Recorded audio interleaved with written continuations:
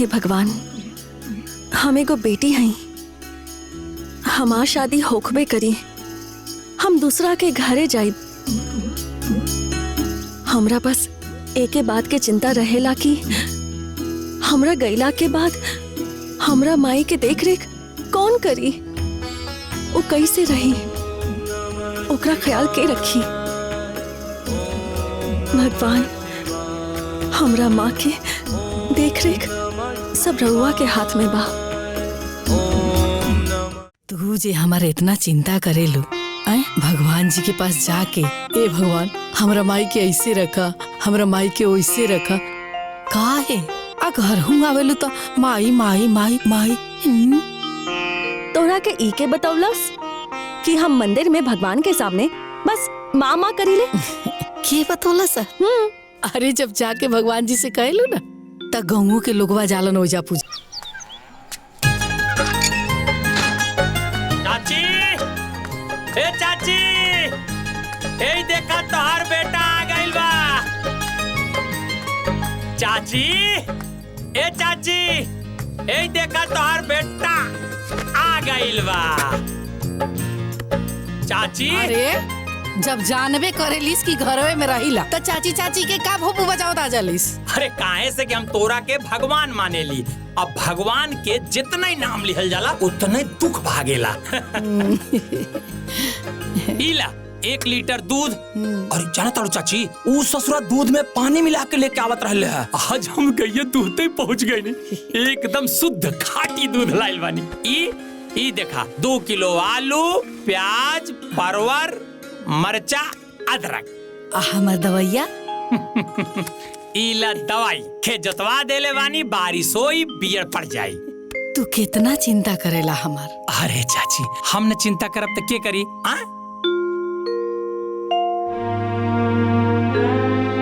हम बहुत टेंशन में बाटी चाची, नींद ना आवता रात में। काहे हो? 2 गो बेटी, 1 गो बेटा, बूढ़ महतारी, ऊपर से नालायक भाई, न जाने कैसे हमार जीवन पार हुई चाची। चिंता ना कर, सब भगवान पार लगा दी है। हम का तो भगवान से पहले तोरा से उम्मीद है चाची। मन तो कि ओखरिये मुड़ी पर धो दी ताकि दूध बिता और जमीनी में धस जास। जब देखो नु बात करके ऐसा ऐसा हमार दिमाग धन पड़े रहता रहे। चाची जी चाय पी ली, रवली सुरुकली ली। रवा लोगन के चलते नु एक दिन रवल का घर में हम हाफ पैंट होइए चाय। हे सुगी, अरे भोरे भोरे काहे इतना छछराता हो? अरे का बताइए चाची जी, यहाँ के बड़का भाई कहे खातिर तो हमार भसुर हैं, लेकिन लोहुरा देवर खानी पीछे पड़ रहता नहीं कि अपना बहन से बियाह करा दो, बियाह करा दो। और ये बड़ा चुप्पी सधले बड़े, मन तो करा ताकि इनका लोग छोड़ के नैहर भाग जाए। हाँ तो जाना, के रोकले बा? जा नैहरे जा। खाली बुढ़ियों का मुंह देखता नहीं, ऐसे रुकल पानी। अरे तो हम अपने माई के बना खिया ले, जा तू जा। अंडर बियर तो धो आइबे ना करे, अब बना के खिया ले। बोलबू वैसी है, अबे काले लुगरी धोए रहे हैं। चुप कर, चुप कर। अरे चुप करे सन रे, का भोरे भोरे लगला सन लड़े?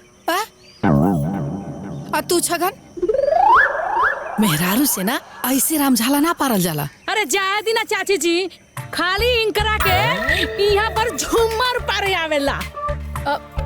चाची जी, माला बाबू ने कहा बनी? भोरे भोरे तोरे नियन लड़ाई चली सा ना पड़ेली। हमार बहिना मंदिर गई होई।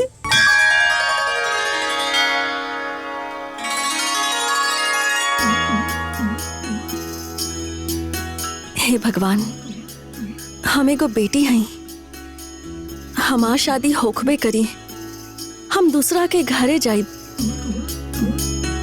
हमरा बस एके बात के चिंता रहेला कि हमरा गईला के बाद हमरा माई के देख रेख कौन करी, वो कैसे रही, ओकरा ख्याल के रखी। भगवान, हमरा माँ के देख रेख सब रउआ के हाथ में बा। ओम नमः शिवाय।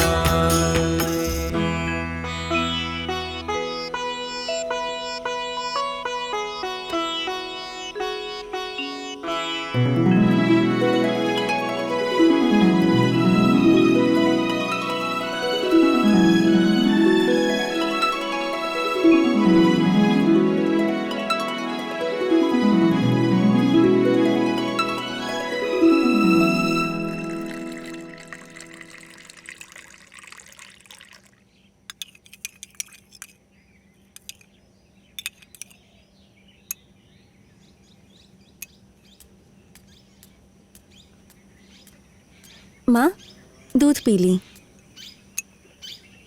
बैठ। अपना खातिर ना ले लू। हाँ हम दूध पी ले। माँ अरे हाँ तोरा हाथ ना पतर होता और हल्के सेवन ना और बढ़ावे के पड़ी। अच्छा जी। माँ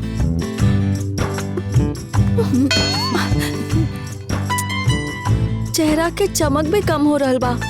जूस के सेवन ना और बढ़ावे के पड़ी। और माँ बाल भी सफेद होखता, कलर करे के पड़ी। और अभी तो फिलहाल यही आवश्यक बा तोरा खातिर। अच्छा एक बात बतावा, तू जे हमारे इतना चिंता करेलू, आए भगवान जी के पास जाके ए भगवान हमरा माई के ऐसे रखा, हमरा माई के वैसे रखा, काहे आ घर हूँ आवेलू तो माई माई माई माई। तोरा के ई के बतौलस कि हम मंदिर में भगवान के सामने बस माँ माँ करीले। के बतौला सा? अरे जब जाके भगवान जी से कहलू ना त गाँव के लोगवा जालन ओजा पूजा करे, आ त हर सब बात सुनेलन, ओकरा बाद आके हमरा से बतावेलन। माँ जब हमरा सब धन संपत्ति देश दुनिया तू ही बारू त तोरा खातिर ही हम मंगी है ना। ए बेटा कबो अपनों खातिर अच्छा घर भर मांग लेल करा। ऊ सब तो तोहरा आशीर्वाद से मिल ही जाई। हमके तो बस तोहरा चिंता बा। आखिर इतना चिंता काहे बेटा? हम चिंता ना करे तो के करी माँ? तू हमार माँ हो तो हमहू तोहर बिटिया हई। जे माँ अपना औलाद के अपना खून से सिंचले होखे, ओकरा खातिर तो कुछ करल जाता ऊ कम ही होला। जौन माँ के बराबरी भगवान से होला तो सोच ऊ माँ कितना अनमोल हुई। यही से जे भी कहले बा बाकी एकदम सही कहले बा। हमार माई के बराबर माला के शादी करे खातिर ऊ घर बहुत बढ़िया बा। हाँ चाची, साड़ू भाई कलाम 2-3 लोग सौर पूछले बानी। बाकी पार्टी थोड़ा मजबूत बा। हाँ चाची जी। कादुन लइका बा, अरे कोनो ऑफिस में नु कागज पत्र के काम करेला। घर तो बाप बाप दुताला बा दुताला। तो हमरो ना धन संपत्ति मजबूत बा, 2 बीघा बेच दे, ब्याह कर दे। और नहीं तो का।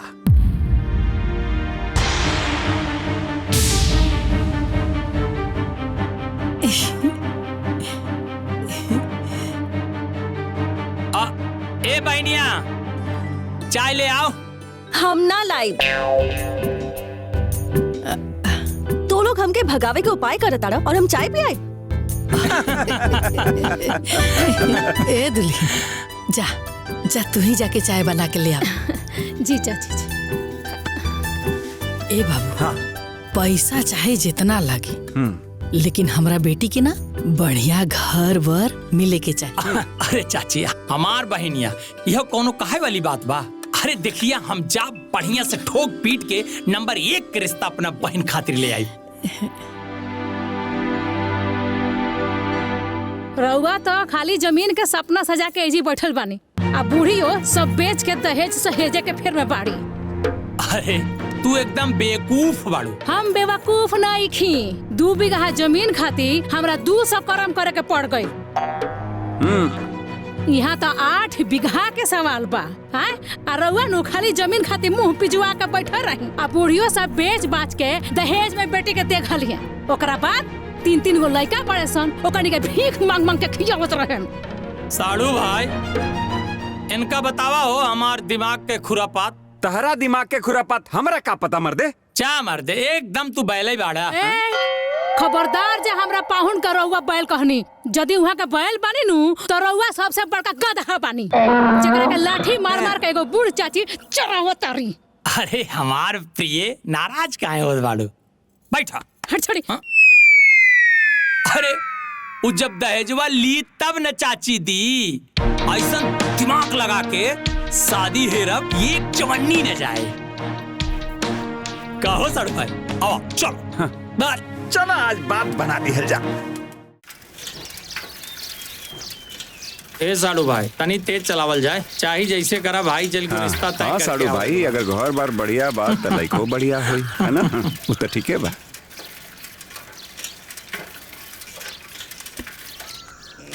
ये अरे मुरारी, आवा आवा आवा। अरे तू बिछोना बिछावा। प्रणाम, गोड़ लगत नहीं। खुश रहा। बिछोना बिछावा। लिया लिया।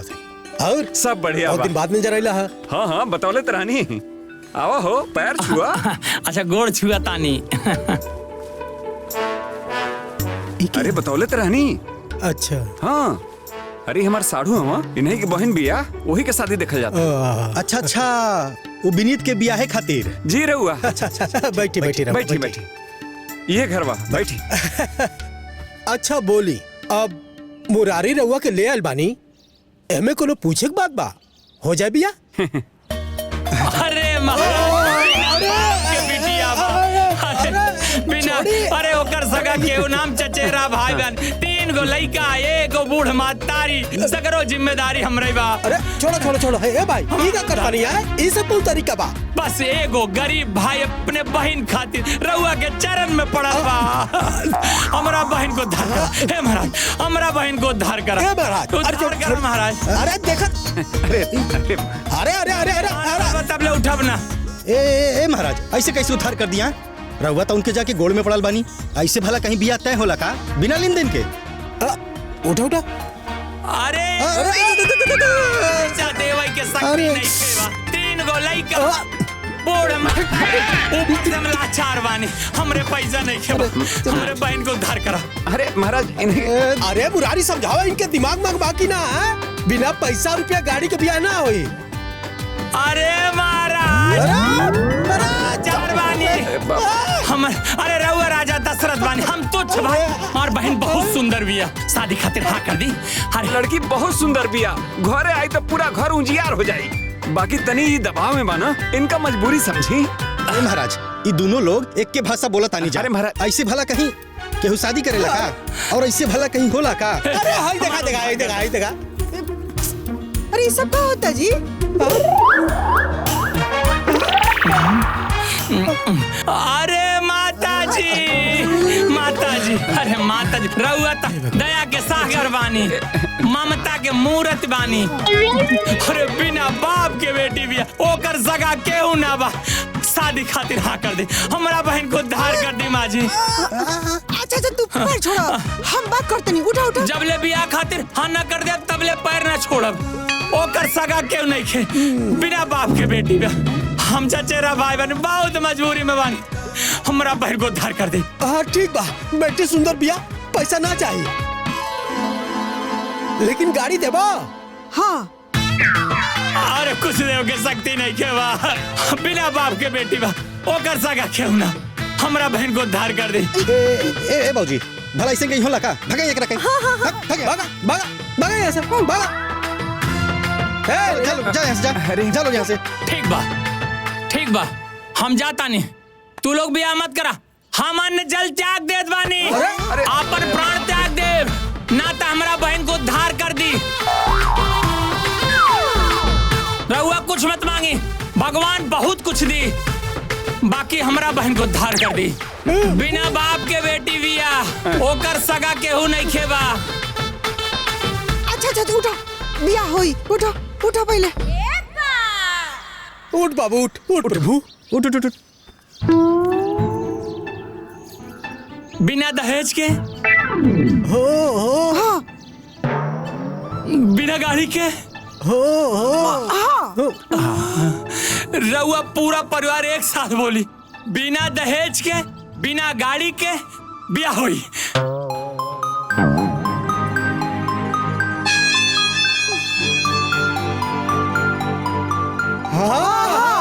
बिना दहेज के, बिना गाड़ी के बिया होई प्रभु। हे भगवान, रउआ लोगिन बिना बाप के बेटी को उद्धार कर देनी, आज रउआ लोग उद्धार कर देनी। हे सूर्य नारायण भगवान, ई घर में हीरा मोती जौहर खूब सारा भरदा, कौनो चीज के कमी ना होके आदमी ना देखनी पूरे दुनिया में। माई कत्ता पूरा दुनिया में ऐसा अरे परिवार भाई, ना भाई, देखनी। का है यार? ए सूर्य नारायण जय हो प्रभु जय हो। ए साडू भाई, अरे अब तो कुल बात बन गेल, फोटो का मांग लेती महाराज। अरे महाराज वैसे तो कुल खानदान इतना बढ़िया बा, लेकिन कुलदीपक भी बढ़िया हुई। हम चाहतानी कि वो कुलदीपक के एको फोटो मिल जाता घरे दिखावे खातिर। अरे महाराज पहले नाश्ता पानी करा है, बैठा है, फोटो वोटो तो हो जात रही है। जा जा जा अब तो रिश्ता बनी गई। फोटो, हाँ। पानी वानी पिए जा पानी पिया, फोटो तो दिलात दिलात रही कि मना ना करिए, बाप रे इनके बाप। द्वारे से क्यों खाली ना जाला। अरे चप्पल वाले थे। हाँ चप्पल वाले था। बैठा, परेशान कर देला एकदम मर्दी तू ता। खाई खाई, अब बिस्कुट नमकीन घर में रखला के कोनो जरूरत नहीं के। हमारा बेटा के बियाह तय हो गई। अब लड़की वाला लोग के घर आवे जाए वाला झमेला खत्म। बाकी बियाहवा तो फोकटे में नु तय भइल बा माजी, उहो ई जमाना में। समझावा अपन बहू के, अपन वाला केमिस्ट्री। अरे केमिस्ट्री ना बाबूजी, माई के गणित नु चलेला। ए बाबू, सारा दुनिया गणिते पर टिकल बा। आ हमनी के कोनो पॉकलेट नहीं खीसन कि अपन कमासुत बेटा के बियाह फोकटे में तय कर देनी सन। काजी? हाँ जी। हमनी के कितना दहेज मांगती सन? 2 लाख, 4 लाख, 6 लाख। बाकी उससे कई गुना बेसी दहेज जब वो पतो आई तो लेके आई। ऊ कैसे अम्मा जी? अरे वो वैसे कि अपना माई बाप के अकेला औलाद बिया। काजी? हाँ जी। आ सुने में आइल बा कि 10 बीघा जमीन बा, 2 तल्ला मकान बा, तो सब संपत्ति बेटिए के न होई। आ जब पतो बन के आई तो हमार होई। अरे बबुआ जी राउर बियाह तय हो गइल। अरे माई, ऐसन चिहात काहे बड़ा तू? अरे तो हमरा से पूछे के मने बतावे के तो चाहिए ना। काजी कहीं सेट कैले बानी का? अरे हम बतावा तनी। उ लड़की के चचेरा भाई और ओकर साढ़ू आयल रहले, बाबूजी के गोड़ धर लेलस, माई के गोड़ धर लेलस। यही से तो बाबूजी मजबूरी में ऊ बियाह तय कर दिले रहना। एक काम कर, खूब बढ़िया से लड़की के फोटो निहार ला। ना ना, हमरा लड़की देखे के बा। लड़का देखे में तो बड़ा निमन लगता। अरे हाँ चाची जी, दुल्हा तो बहुत लंबा बाड़े। अरे इनकरा खातिर तो खूब ऊंचा मारो छवावे के पड़ी, आना तो मुड़िए लड़ जाए। देख ले पगला के बेवकूफ नियन बतिया बताड़े। का दून मुड़िए लड़ जाए। तेहू ना का हरदम बेचारी के लुलु अइले रहेलिस। अरे चाची जी, मुंह के बिगड़ल कहीं मुंह के बिगड़ल। लोगवा ठीके गो कहावत कहेला, इहे मुहवा पान खियावेला और इहे मुहवा लत खियावेला। अरे ए महाराज, रउआ बिना लगन के सहनाई बजावे लगनी, देखा ताड़ू ना। हाँ तो हम सहनाई बजावत तो रहुआ नाची। आखिर इनकर साढ़ुए भाई नु हई, हमें हाथ मिलाइबे करे। अरे विभात्मा, हाथ जोड़ता ने, गलती हो गई, माफ कर दो। दीदी सही है कहेली, जब तोर इज्जत उतर जाला ना ते शांत हो जालिस। ए बाबू सुना ना, लड़का तो और तुम लोग के बात विचार से सब बढ़िया बा, लेकिन इ तो बाहर के जानकारी बा, भीतरों के जानकारी लेहल जरूरी बा ना। काहे कि हमारा बेटी के बियाह करे के बा। तू जाके उ लोग से कह दा कि कल गांव के मंदिर में दिखौती हो, ठीक ना?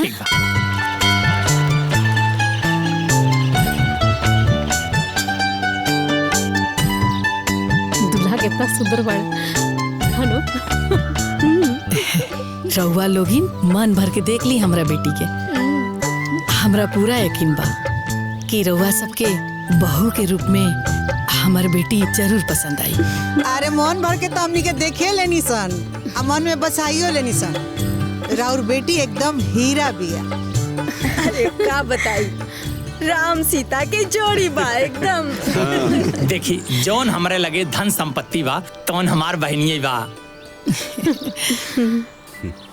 देखे के जरूरत नहीं है रहल है, बाकी जुग जमाना के हिसाब से आदमी के चले के चाहिए। जी रहुआ एकदम सही खातन और यही बहाने हमनी के दोनों परिवार एक दूसरे से मिल लेनी जा। देवर जी भी तो देखे खातिर बड़ा जोर लगवले रहनी।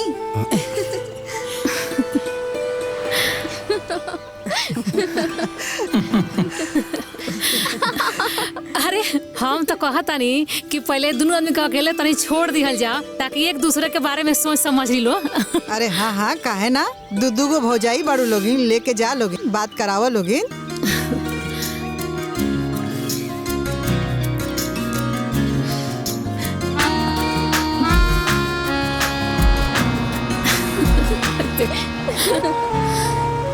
अब जी भर के बतिया ली लोगिन। हाँ यदि लाज लागत होखे ना तो हमने के कहा दी, हमने के चल जाए सब। अरे ना ना, अरे ए दीदी, लगता जीजाजी शर्मात बड़े, यही से खड़ा बड़े। का जीजाजी बोली ना। का जी नाम हसाई कि कहे कि दुल्हे गूंगा बा। ए छोटको, ई तो बहुत लजाता रे, तूहे कुछ कहा। का जी बोतले बानी का? अरे कुछ शुरू करी।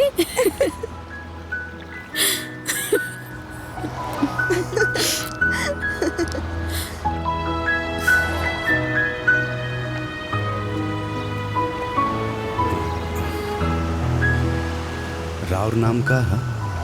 माला।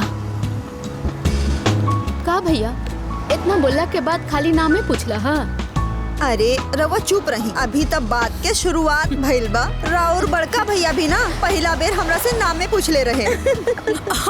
तो शुरू करी लोगिन, हमने किनारे चले तनी सन। चलो चलो चलो चल।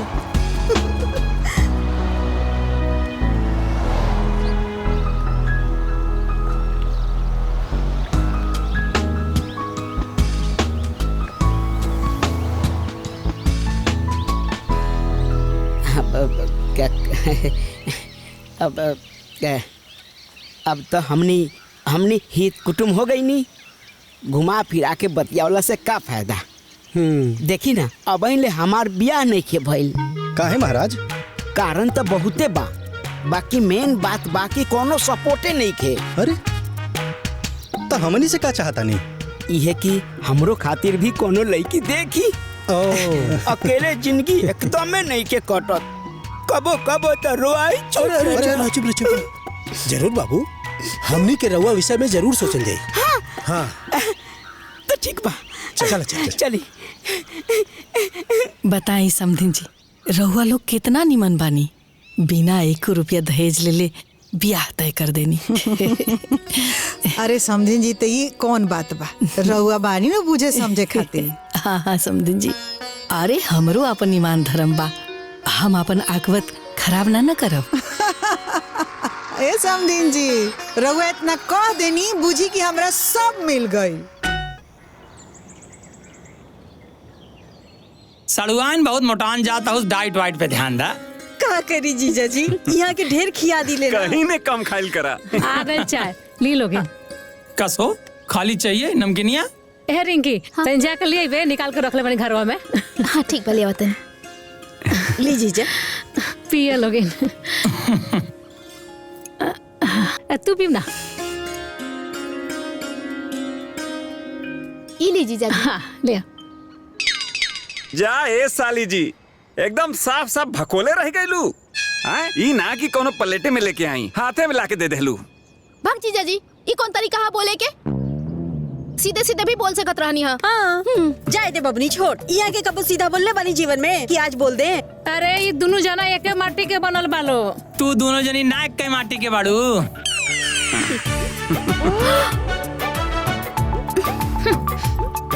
ले बने।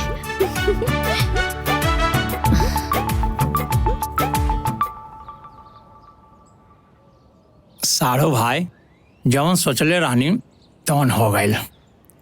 शादी विवाह सब निपट गईल, एको बित्ता जमीन आ गईल।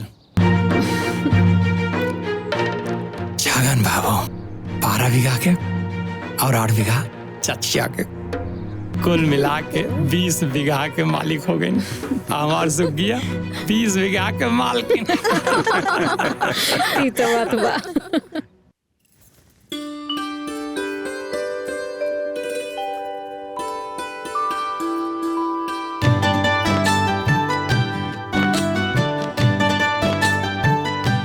लेहिन तहार मुंह तो हमनी के देखी लेले बानी सा, बाकी तहार मुंह देखाई बाकी बा।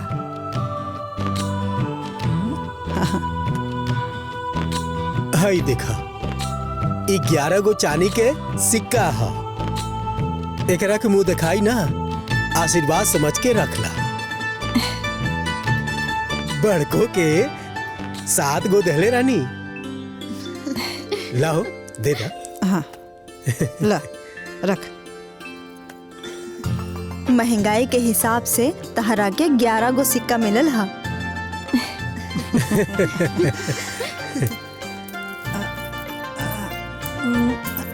आज ले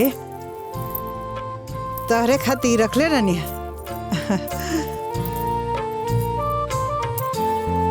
हम दुन्नु पतो के बराबर कैले बानी। कहे से कि हमरे के बेमान ना कही, है ना? और रउआ हमरा देवरानी के का देता नी? माई बाबूजी तो सोना चांदी देवे कैल ह लोग, बाकी हमू 5100 रुपया बा, ले दे दे। ली भाभी। भाभी भैया तो दे देले, तू का देता रू? अरे हमहू लायल बानी, अभी देता नी। है नी तहरा खातिर पायल, है ला। हम तो दे देहनी, रउआ का देता नी जी छोटकी भौजी के? ननद लोग भाभी के देवेली ना, उल्टा ले ली। हम तो भाभी से नेग ले।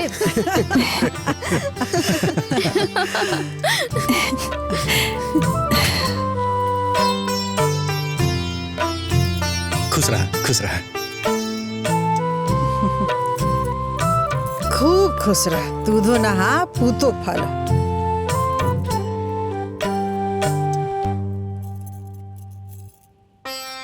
बस बस बस, खुश रहा, खुश रहा।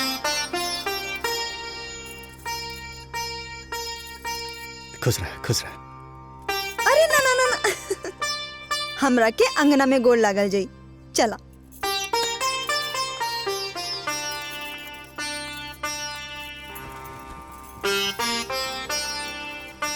हमनी के तो डबल मुनाफा हो गईल। दान दहेज आ दुल्हन का जी। हाँ जी। नौ हाथ के जीभ बा, चटनी खाइबो। जब खाई के बेरा होए तब करी जीभी में नया नया स्वाद के मिर्गी उपटेला।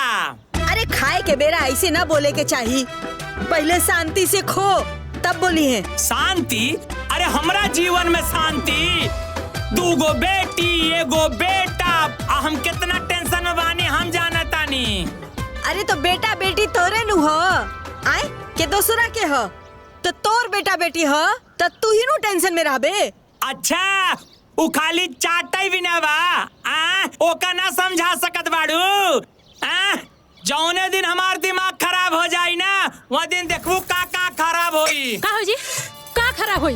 का खराब होई? बोली ना, कब से राउर भाषण हम बर्दाश्त करता नहीं। हाँ ढेर अपना आपके नबाबी बनल बानी। रउआ जौन जौन मन करला तौन तौन हम बना के दिले, और वो ठुसबो करिले। आज हमरा आम का चटनी खाए के मन कर दलस तो रउआ मिर्गी पेट में बैठड़ा मरले बाटे। हाँ बोली बोली ना, का करब? अरे बोल काहे नहीं? अरे काहे खिसियात बाड़ू? आज तक जौन कहेलू वो हम ना लाइल बानी। जौन मंगावेला ना आवेला। अच्छा उतर गई गर्मी, ठंडा गई तेजी। अरे तोहरे सामने हमारा औकात चलेला का? तू एक काम करा, एक ढाक के रखा। हम चट गई नी पट चटनी खातिर आम तोड़ के लाई तब खाई। अरे जोर बेटा, जब तक तू बेइज्जत ना हो जाले तब तक तोरा शांति ना मिलेला। अब जो आम ले आ। बैठी रहो माई। अरे चप्पलो दे हमार। चप्पलवा चाहिए? बाप रे बाप, हिसन का मर्द। एक कुटुम अब तो हमनी रिश्तेदार हो गई नीजा। ई रिश्ता के आगे बढ़ावल जाओ। का करी, जब घर पे रहेला नु अकेले जान कुल अनहार लागेला।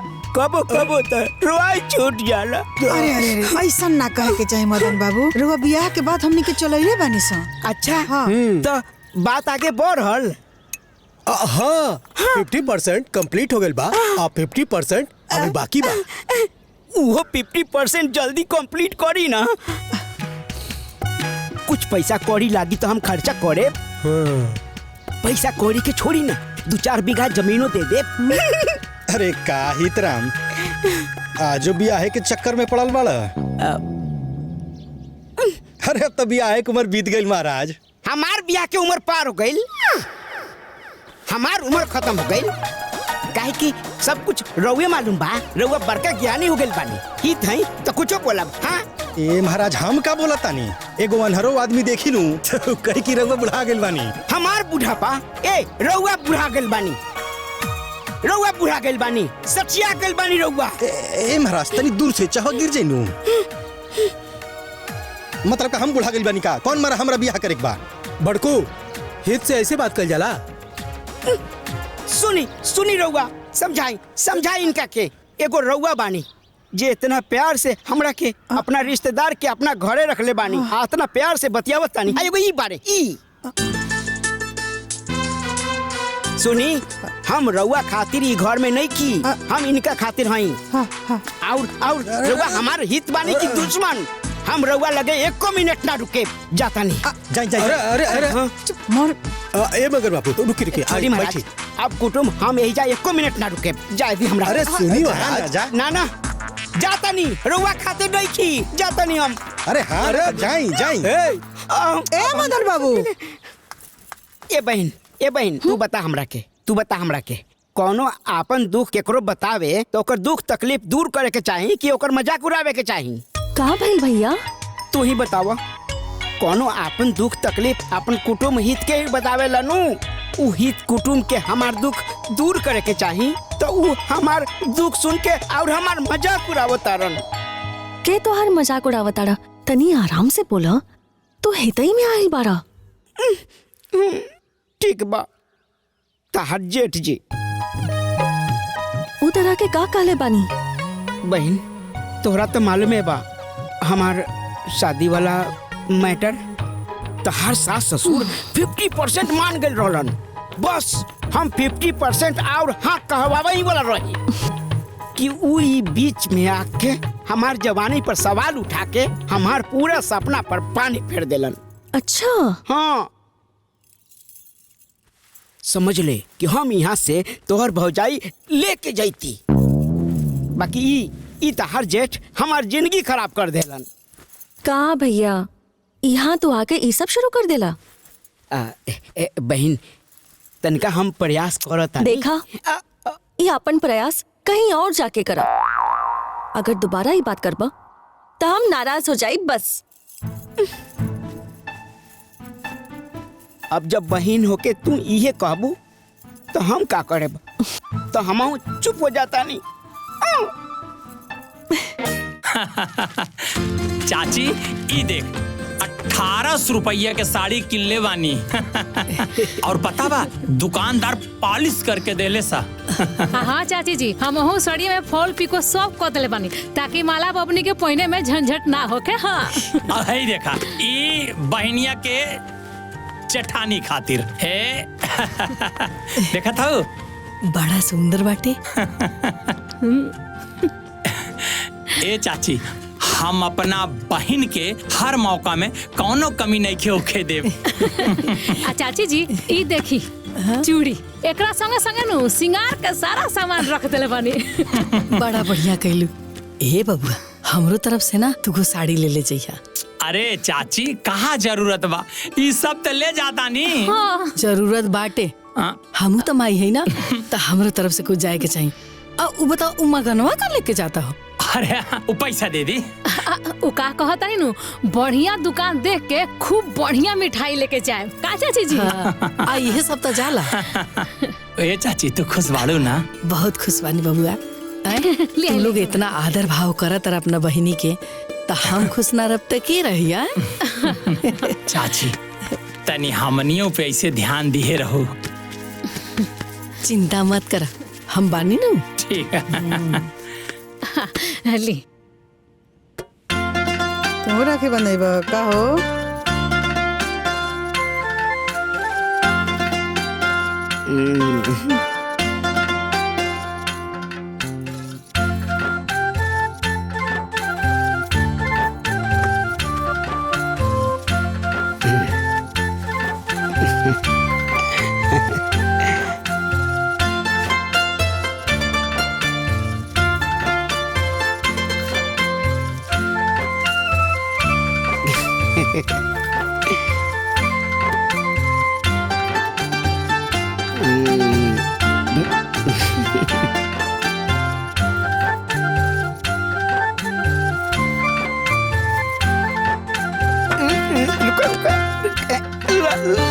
अरे भैया पहले तू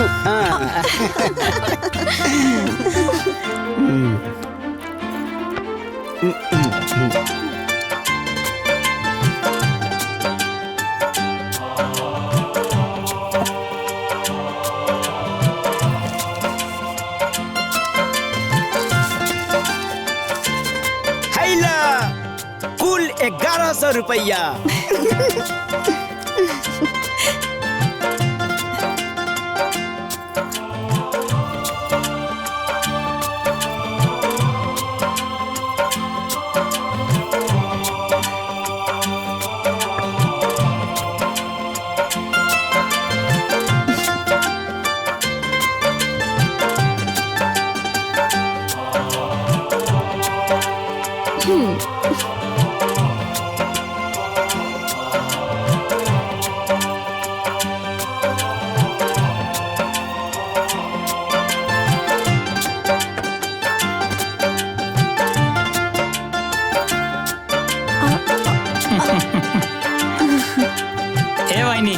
सबके दिखा दा डबल नेग के साड़ी ले आयल बानी। अरे एमे दिखावे के का बात बा भैया, सबके पता बा कि हमार छगन भैया के जवाबे नहीं खे।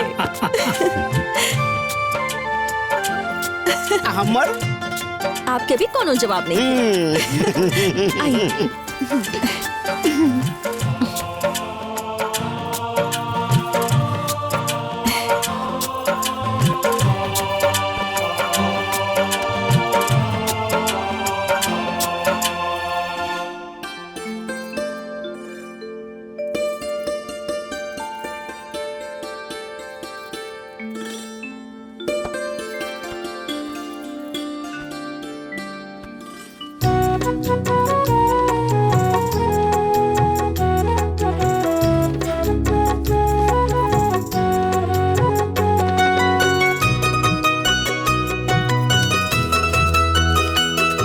बहन तू ला 1100 रुपया। देखी लोग हमार भाई के दिलदारी। अरे भाई के देवही के चाहिए।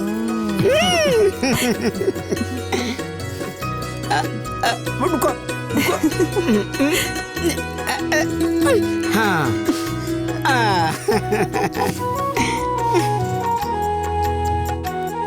ए बहनी पहले इला डबल जोड़ा के नेक, पहले का रखा फिर राखी बांधा।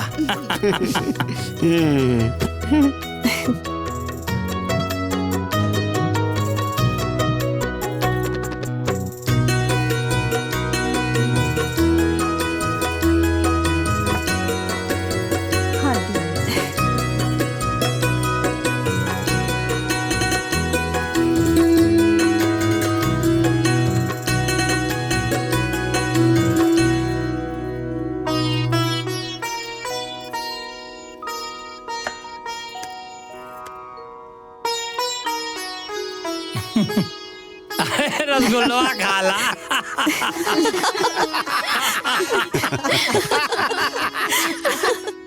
आज रहा ना भैया।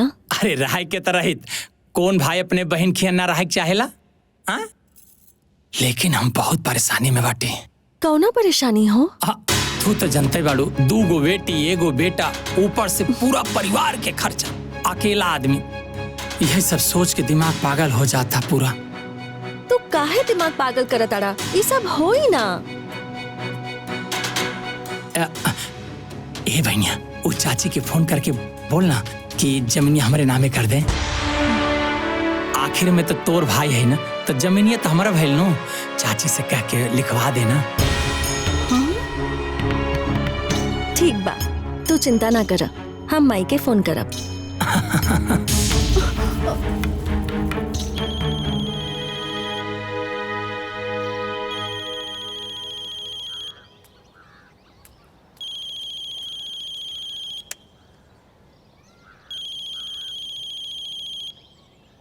अरे प्रणाम समधिन जी। प्रणाम प्रणाम। बताई समधिन जी, ई कोनो बात भइल? का भइल जी? ई छगन बाबू कितना लालची बाड़े जी। का कइले बजी? अरे रुआ बेटी के कहत रहलन कि अपना माई के फोन करके कह द कि अब तो जमीनिया हमरा नामे कह दे। हमार बड़की पतोहिया अपना काने सुन लसिया। बताई समधिन जी, हमनी के बियाह में एको रुपया के लेन देन ना कइनी सन, यही उम्मीद पन्नू। अरे समधिन जी, हम तो दुष्टवा के पहले ही 2 बीघा जमीन लिख देले बानी। तो अब उनका रुआ जमीन पर काग जैसन नजर गड़ावे के चाहिए का? अब रउए बताई समधिन जी कि हमनियों के प्रति रुआ कोनो धर्म फर्ज बा कि ना? ई का कहता नहीं रुआ? अरे रउआ लोग तो हमरा बेटी के बियाह में हमरा से मुंह खोल के कुछ ना मांगली। तो हमरो तो अपन आगवत बचाए के बानू, तो हमरो तो अपन फर्ज निभाए के बानू। दामाद भी तो बेटे बराबर नु होला। अरे हाँ समधिन जी, हम अपना इकलौता दामाद बेटी के कैसे भुला सकतानी? अरे हमर जौन भी धन संपत्ति बा ना, सब ओहिन लोग के बा। अरे ई दुष्टवा के तो हम तो एको बीता ना देहब। आवे दिया ओकरा के, तब हम ओकरा के बतावतनी। प्रणाम प्रणाम।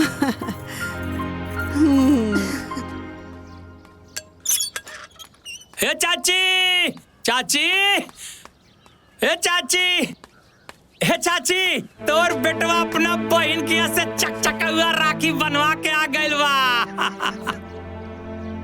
चाची, हे देख राखी, भाई बहन के अटल प्रेम के निशानी।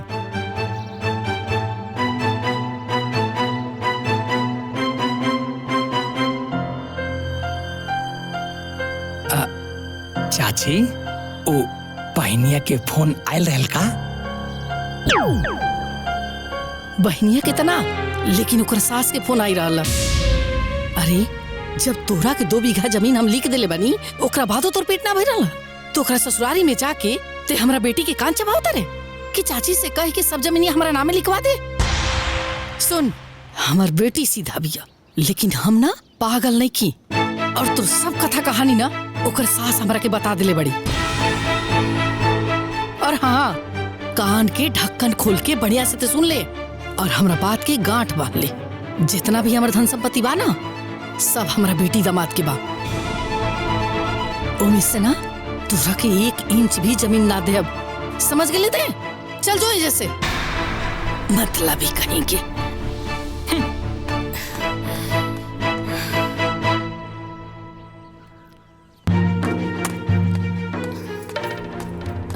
का पता? अरे का भइल जी, काहे तम तमाइल बनी? मन तो करता कि जाके नटैया चाप दी। अरे लेकिन के कर? ओहे चचिया के इतना दिन से नौकरी न कैनी, गुलामी करत रह गईनी, उल्टा पलट गई। कहत कि सारी संपत्ति बिटिया दामाद के देव, 1 इंची न देव। रउआ जाके उनकर नट्टी दबाई और हम राउर कपड़ा फोड़ दिले। अरे इतना दिन से उम्मीद लगा के बैठल बानी, आ यही संपत्ति के चक्कर में रउआ कहीं कमाए ना गईनी। आई 3-3 गो औलाद बड़े सन, ये कैसे पलई है सजी? अरे तोहनी के का आपस में लड़त आरा सन रे? अरे का बताई अम्मा जी, इतना दिन से उम्मीद लगा के बैठल रही सन, आ का मिलल? आय कटहर। अभी बुढ़िया के हम बताए, बड़ा टाइम से चाय नाश्ता भोजन पानी खोजत रहनी, अब ना मिली। काहे रे? अब हम जौन कहे वही करे के बा। अब इनकरा के हमार पहलू समझ में आई। तो ई तू हमरा से का कहता रे? अपने मेहरारू से कह। तू सुन ला, अब वही होए जौन अब हम चाहब।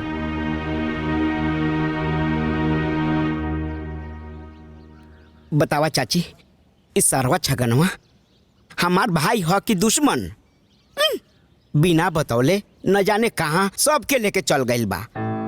आ फोन करतानी तो उठाओ तो नहीं खे।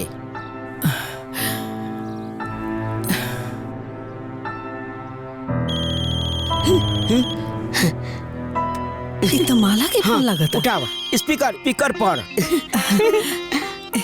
हाँ बेटी। प्रणाम माँ, खाना पीना हो गई? अरे खाना तो छोड़ा, अभी तक हमनी के चायो पानी नहीं के भइल। अरे अभी तक ना खाना ना चाय, काहे माँ? ए बेटा बनी तब नु। पता ना उ छगनवा पूरा परिवार के लेके सवेरे से कहाँ भागल बा।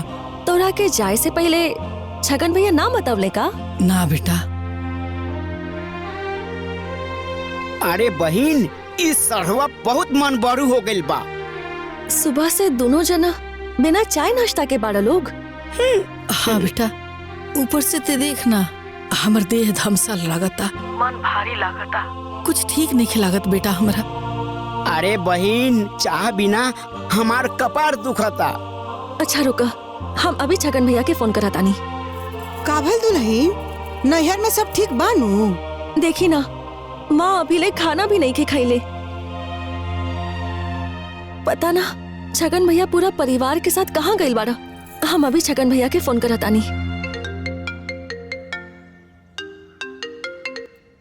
हाँ बहनिया बोल। भैया, माँ सुबह से बिना नाश्ता खैले बिया, तो के बोल के जाए के चाहिए ना। हे बहनिया, हम प्रधानमंत्री तो है ना, हमारा प्रोग्राम टीवी पे आई, कब कहाँ जाए के बा, अब इमरजेंसी आ गई, आ गई नहीं। ऐसे काहे बोला ताड़ा भैया? तोरा के तो माई के चिंता रहे के चाहिए ना। हे बहनिया, तोरे मैयो के तो हमार चिंता रहे के चाहिए ना। ए लालची स्वार्थी, दुई बीघा घपच गईले तब तोरा शांति ना मिलल। ए माँ जी, तोरवा का बिना पैसा के वकील बनता नहीं। भाभी, तो के हमरे घर के लोग से ऐसे बतियावे के चाहिए का? ए बाबू नी, तोरवो माँ जी के रो भैया से ऐसे बतियावे के चाहिए का? इस सब बात छोड़ा, कबले घर पहुंचा तारा लोग?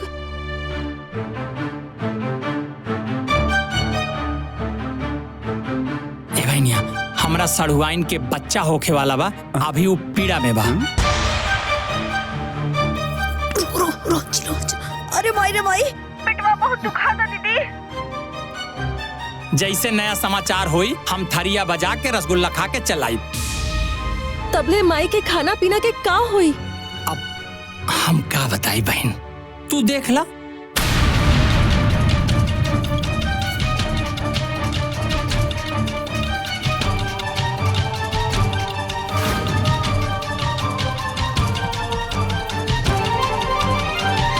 सोचा चाची, आज अगर हमार मेहरारू रहित, तू रानी बन के रह तू। टाइम पर खाना पीना, चाय नाश्ता सब मिले, आ साथ साथ खूब सेवा भी होई। दोस्त हमरा साथे साथे तोहरो किस्मत के बा। हो गइल तार भाषण खत्म। त सुना, जाके तनी तुलसी जी के पता लेके आवा, काढ़ा बना के पियब। हमर मन ठीक नहीं खिलागत। हाँ, पूरे देह में सिराम लागता। ठीक बा चाची, हम तुलसी के पता लेके आवतानी। चाची सुन ना, खाना तनिका बेसिए बनैया, एहू बेर चल जाई, आ रात में ये भोजनवा खा लेल जाई। हाँ ठीक।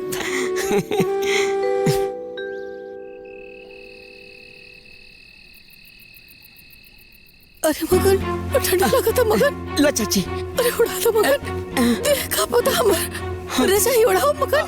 ओढ़ा देली, अब ठीक बानू? ना ना, अरे हमर पूरा देखा पता, और रजाई उड़ाओ। लावतनी लावतनी।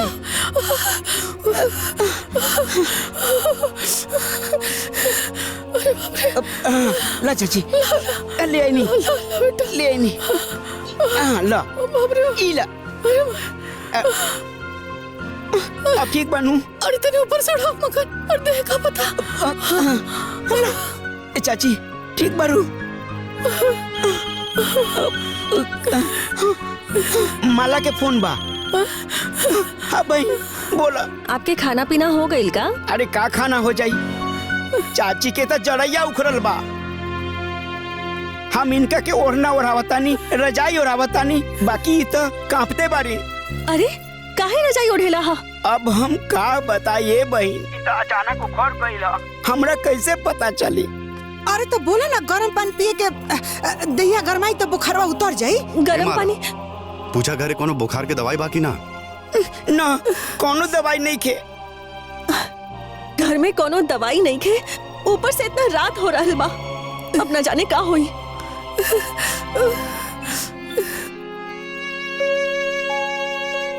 अरे घबरा लोग मत, कहा तो ओइजा जाके हम डॉक्टर के बुला के दिखला दी। फोनवा दो तो तनी बतियाई हम। हाँ हाँ ठीक बा ठीक बा। चाची लो बतिया। ए समधी जी कैसन बनी? का बताई जी, अचानक से जड़ैया उखड़ गइल बा। तो कहीं तो इ लोग के भेज दी हम। अरे ना ना समझी जी, कहेला तकलीफ करतनी, हम ठीक हो जाई। देखी रहुआ संकोच करत तनी। अरे दमादो तो बेटे बराबर न होला जी। अरे छोड़ी न रहुआ, चिंता मत करी, धीरे धीरे आराम हो जाए हमारा।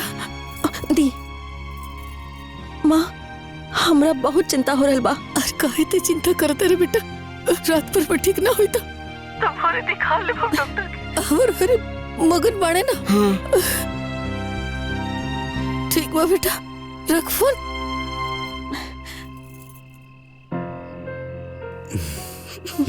माँ जी सब ठीक हो जाए। ए मगन तनी और उड़ाओ मगन ठीक से। अरे ठंडा लगता मगन, तनी ठीक से उड़ाओ। हाँ पूरा ढकता। भगवान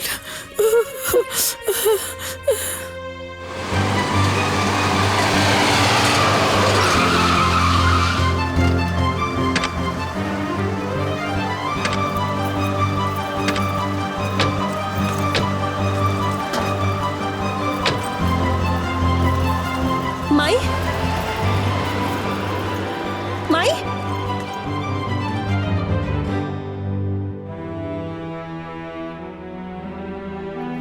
ठीक हो जाइबो माई, ठीक हो जाइबो।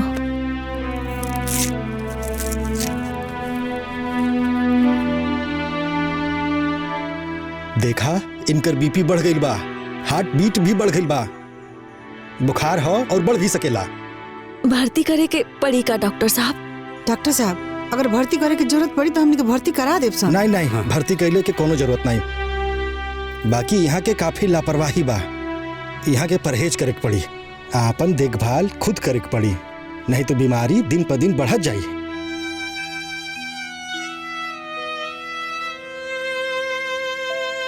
अब चलत बानी, आके दवाई ले ली है। ठीक बा डॉक्टर साहब, नमस्ते।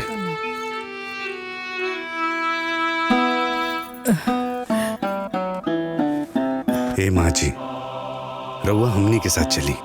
रउआ एजा अकेले रहब तो अपन तबीयत और खराब कर लेब। अरे नहीं बबुआ, तू समझत काहे नहीं की, जौना घर में हम बेटी के बियाह कैले बनी, कन्यादान कैले बनी, ओ घर के खाना पानी खाइब त हमरा पाप लागी। एक कौन पाप माँ? जहाँ बेटी रही उहे ना माँ रही। ते अपन दिमाग ना अपने पास रख।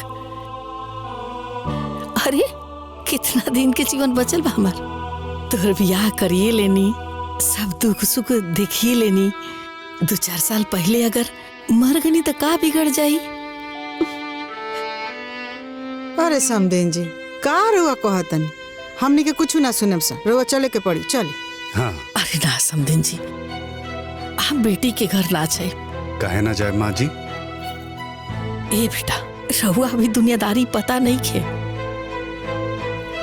ए समदेन जी, जब बेटा के माई बेटा के साथे रह सकेली तब बेटी के माई बेटी के साथे काहे ना रह सकेली? आ वैसे भी दामाद भी तो बेटे बराबर न होला। रहुआ सही कहता कि दामाद बेटे के बराबर होकेला, लेकिन रहुआ हमार बात समझे की कोशिश करी। अरे हम बाचल जीवन कैसा हो गुजार ले, अब डॉक्टर के दिखा ले, हम ठीक हो जाए छी। भले तू अपन घर पर बाड़ू, बाकी हम भी तो अपन धर्म निभाई माँ। तोहरा के तक कुछ ना चाहिए, बाकी हमरा के तक हमार माँ चाहिए ना। बुढ़ापे के तो औलाद सहारा बनेला, तो जेकरा बेटी बिया ओकर के तो बेटी ना सहारा बनी।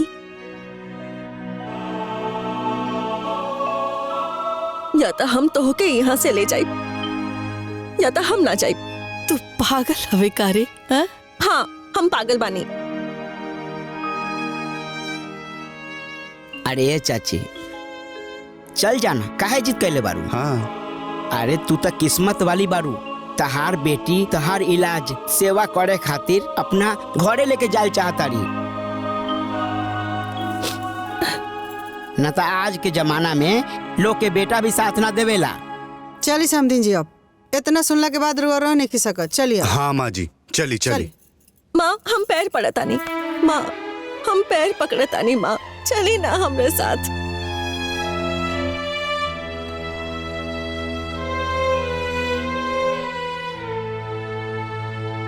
आज दुनिया में पहला बार ऐसन हो रहा बा कि दामाद के माई के साथे साथे बेटी की भी माई रही। चलिए तैयार हो जाइए। हाँ माँ जी चला।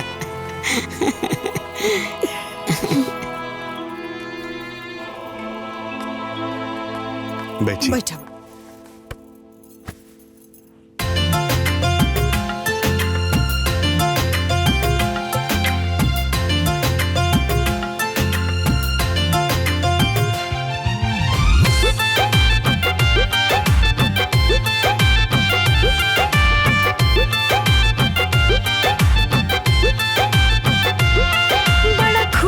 बाड़ी माई आज हो लेके जाले बेटी दमाद हो। बड़ा खुश बाड़ी माई आज हो लेके जाले बेटी दमाद हो। होई खूब आदर मिले खूब प्यार, चल देहली माई अपना बेटी के ससुरार। चल देहली माई अपना बेटी के ससुरार।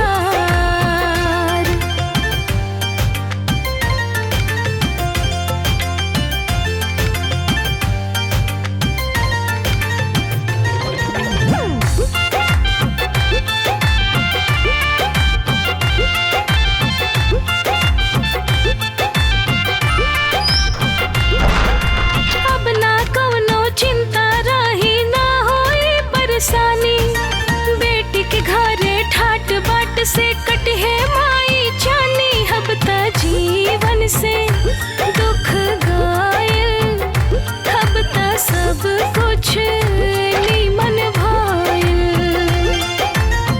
माई के ठिकाना अब बेटी के घर द्वार। चल देहली माई अपना बेटी के ससुरार। चल देहली माई अपना बेटी के ससुरार।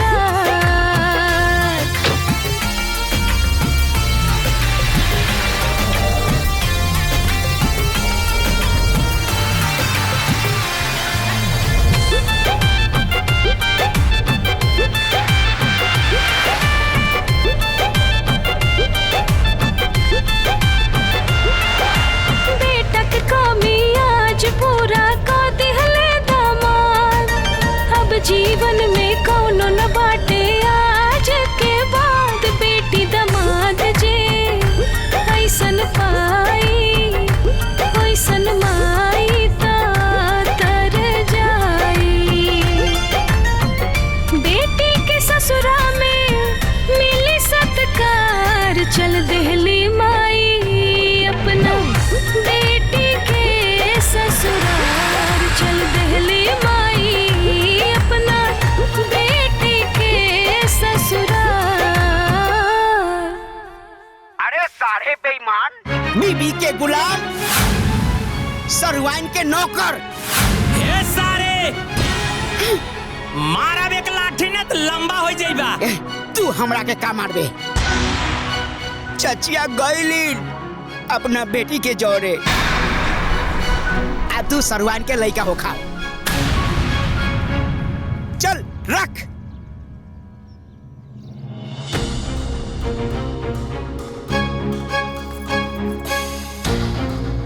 का भइल जी? काहे इतना टेंशन में बनी? चाची हम मलवा के घर चल गए। ला अब जोता जमीन, अरे 20 बीघा जमीन का सपना लेकर बैठा रहा। वही जमीन के चक्कर में पहरा तू कमाए ना गईला। अब कमा कमा के दूधू को बेटी संगे कर पिया। निकम्मा निठल्ला आदमी। अरे तेरा पता थोप आवे। बढ़नी यादी ऐसा मरद के। ए दुल्हन तनी चपका के लगाव। हमरा समधिन जी के कपारे पर ठंडक पहुँचे के चाही। ए तू काहे खड़ा बड़े? बैठ, समधिन जी के गोड़ दबाओ। अच्छा माई। समधिन जी भी तोरा माई बराबर बानी, खूब सेवा करिए।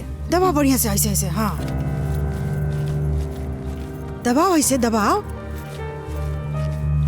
बताई रहुआ लोग हमार इतना स्वागत बात करतनी और दुष्टवा हमरा के बुखार में छोड़ के परिवार के साथे भाग गई। जाए दी माई, बड़ा बेईमान रहे उ। हाँ बाकी इहो तो राउर दमादे के नु घर है। आ दामाद राउर बेटे बराबर बा। हाँ बड़कू, ए बड़कू। आवत ही माई। का माई? कहनी है कि झुंझुनुआ के यहाँ चल जा, आज जाके हमरा समधिन खाती नु 1 किलो दूध उठाओ ना कद। अरे रहे दिए समधिन जी, इतना दूध का होई के पीही? ए माई जितना पियल जाए उतना पीहे, बाकी छेना फाड़ के खाइए। अरे रवा खड़ा का बनी? जाई ना असुनी 1 किलो गाय के दूध बोलब। ठीक बा।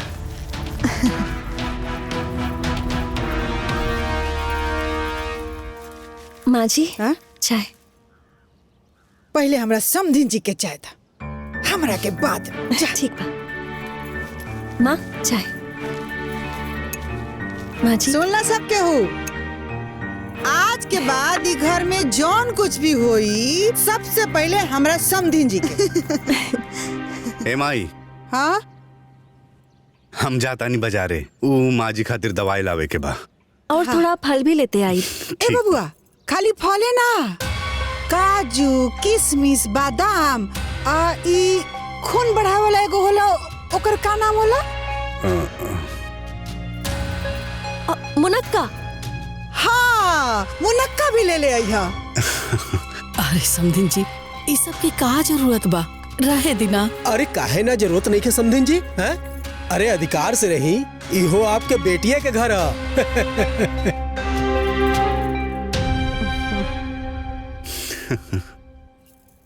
ए माला मना करना इ लोग के, इतना ख्याल रखा था लोग। काहे ना करी माई, हमरा नियन तोरा के सभी लोग प्यार करी ले।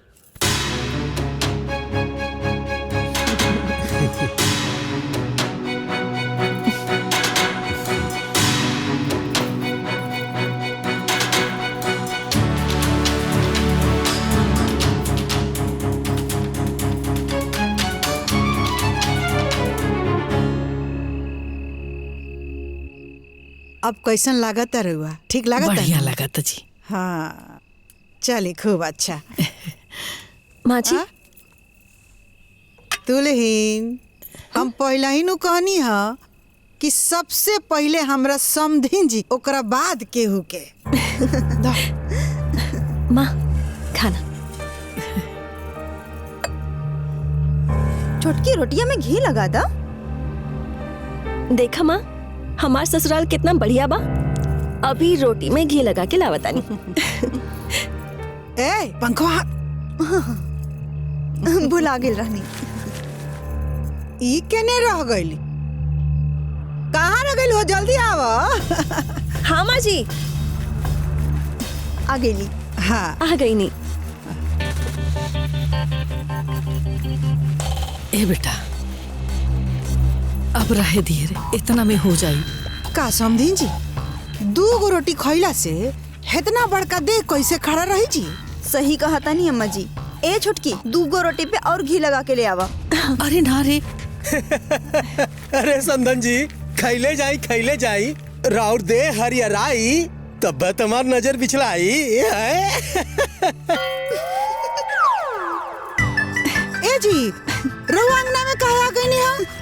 जाई जाई दुआरा पर हमार समधिन जी खाए में लजा जाए जाई। अरे भाई जात ही हमरे ओर से समधिन जी के एक रोटी और दे दिया। अरे वो खाई ला जाई मत, वहाँ के मजाक ही आई, मजाक ढेर करी ले खाई।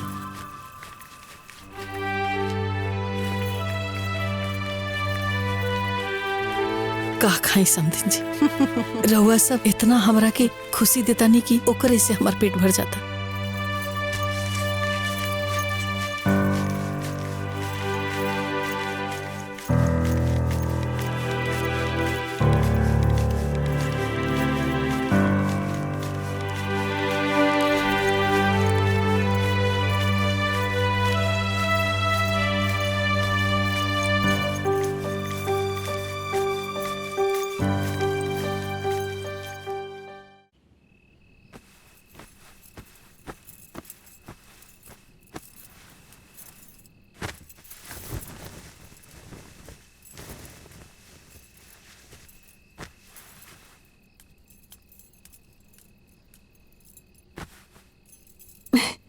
आई माँ सूट जाए। अरे दुल्हन समधिन जी कितना पातर तो क्या कह दिले बड़ू हो। माँ जी हमार माँ पातर तकिया लगावेले। हाँ समधिन जी, हमरा मोट तकिया की आदत नहीं खे। अच्छा तो माई हैली ए बड़को एमे हाउ ताकत वाला मिलौले बड़ू। अरे सब मिलावले बानी माई। ली माई पी ली। माँ जी दवाई खा ली।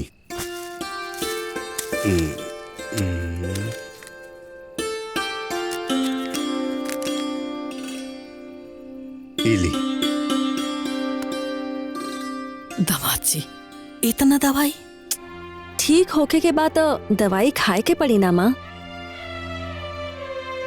अरे तू चिंता मत कर माई, हमने सब मिलके इतना सेवा करब जा कि बस 2-3 दिन में तहारी सब दवाई बंद हो जाई। हाँ माँ जी खा ली। ये भवनी जाके पानी लेके आओ, दवाई खा ली। हे माँ जी दूधवे से खा ली ना और अच्छा रही।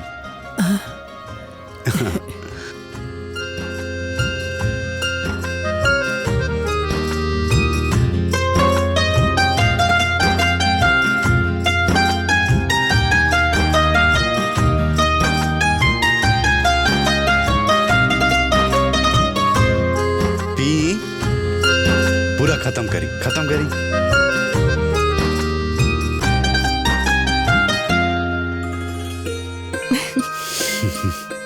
हे बाबू तू हमार बड़ा सेवा कैला, जाके तू आराम कर ला। ए समधिन जी अभी तो शुरुआत बा, आगे आगे देखी।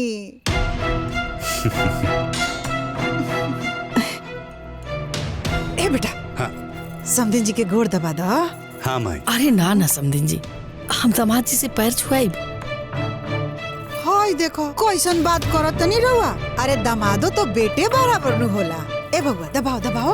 हाँ अरे ना काहे हमरा पाप के भागी बनाओ तनी। हमारी बेटी भी है ना, दबा दी।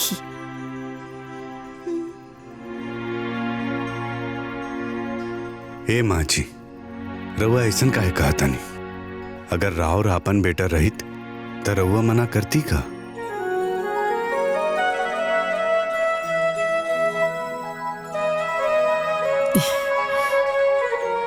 हे माँ जी इतना संकोच मत करी, चली लेटी। लाई लेट जाए। सो जाए।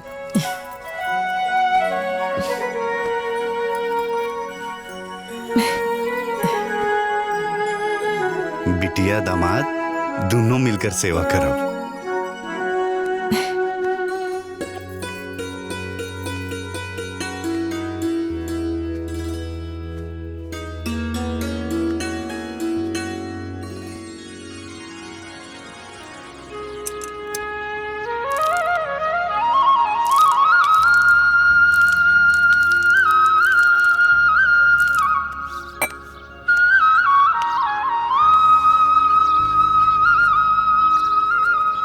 और समधिन जी आज तक एकदम ताजा ताजा लगतानी। कैसन तबीयत बा? बढ़िया बा समधी जी। शरीर में शक्ति लगाता? हाँ समधी जी, अरे जब इतना सेवा होई त काहे ना बढ़िया लगी। हाँ। मिजाज एकदम हमार फ्रेश बा। अरे तो मिजाज फ्रेश बा तो चले के आज? कहाँ? अरे सिनेमा देखे, लैला मजनू, अपने जमाने वाला सिनेमा। लैला मजनू, अरे अपने जमाना वाला सिनेमा। भाग समधी जी, रहो ना, ए उम्र में जाई हम फिल्म देखे। अरे उम्र 55 के और दिल बचपन के बनाई। ना ना, हम ना जाए। अरे तो उसे का हो गई? समधी के साथे समधी नहीं जा सकत का? रहो ना समधिन जी, का बोलत रहिला, का बात करत अरे रही? ए समधिन जी।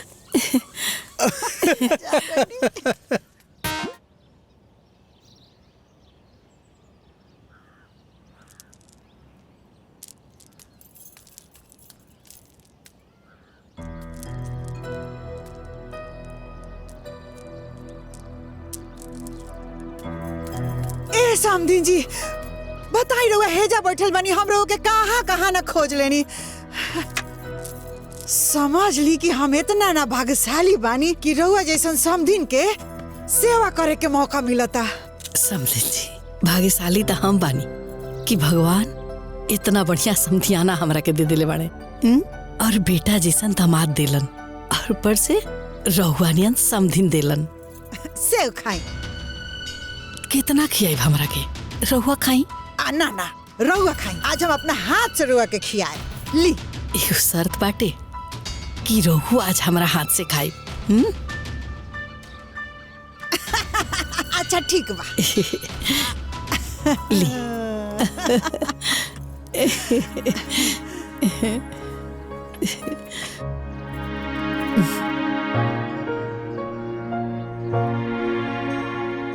ए समधीन जी, कुछ सोचनी?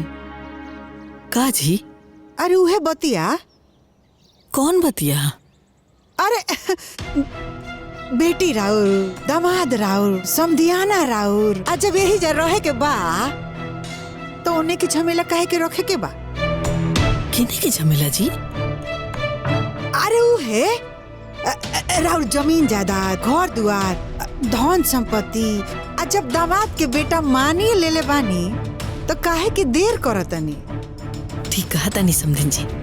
अरे हमर सब धन संपत्ति तो आजो हमरा दामादे के बा, आ काल्हो हमरा दामादे के रही। एमे देर के कोनो बात नहीं खे। खाई रहुआ। अरे वो सब खत्म कर दे।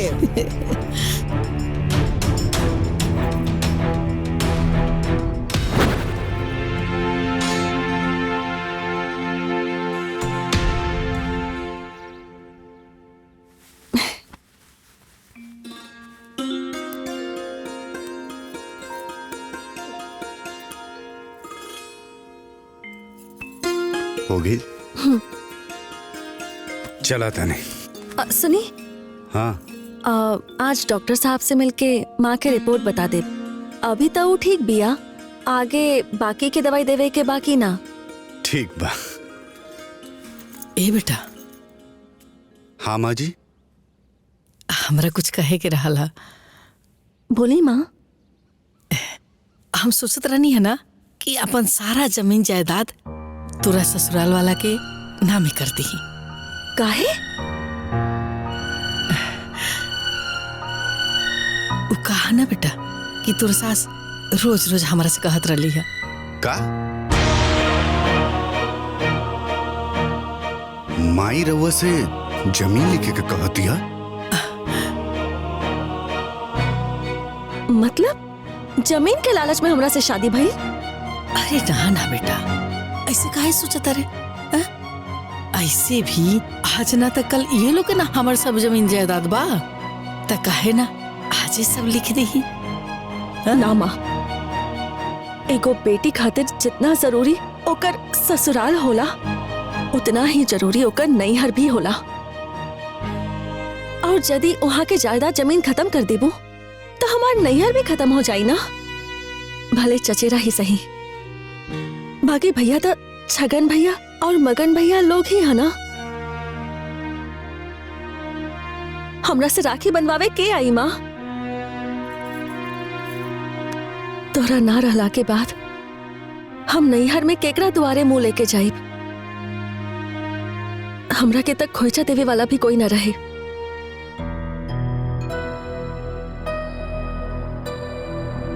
माँ, अगर हमार ससुराल बा तो हमरा नैहर भी चाहिए। हाँ माँ जी, माला एकदम सही कह दिया। और ऐसे भी जा कौन जमीन जायदाद के कमी बा।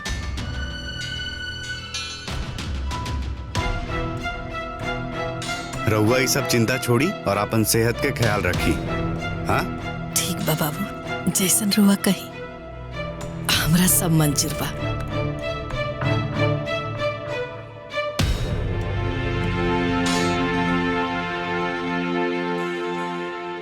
अरे बाप रे बाप, दादा हो दादा, हमार माथा घूमता चक्कर होता है दादा।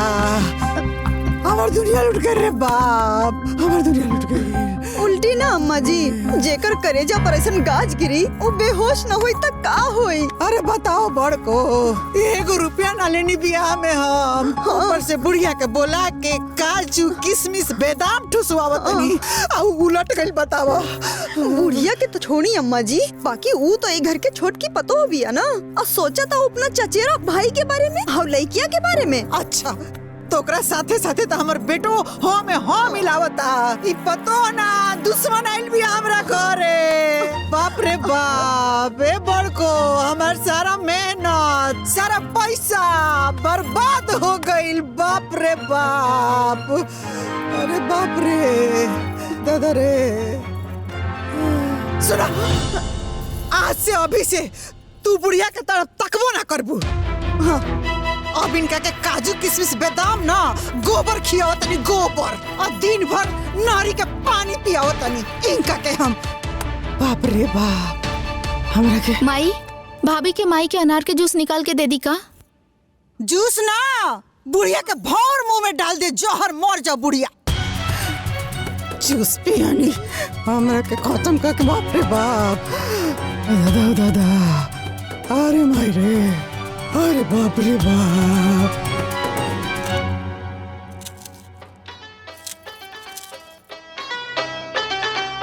सुनो सुनो है दुनिया वालों, हमारी बात को ध्यान लगाए। नवरातन में मैया जी के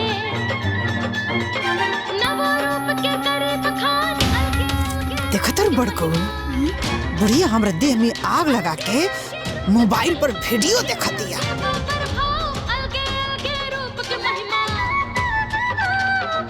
बताइए अम्मा जी, बेटी कितनो मना करे, बाकी बुढ़िया के सोचे के चाहिए ना। रहुआ ससुराल वाला की जमीनिया लिखिए देता नहीं। शहर बिया देख लो ना, चुप से अपना घर से आके हमरा कपड़े पर बैठ गई।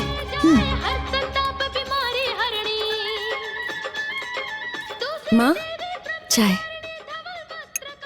देखा था नहीं अम्मा जी, सास से बढ़ के माई हो गई। पहला चाय अपना माई के देला सिया। का करी, बेसंस्कारी माई के बेसंस्कारी बेटी बिया, जन माई सिखले भी उहे न करी। माँ जी, चाय।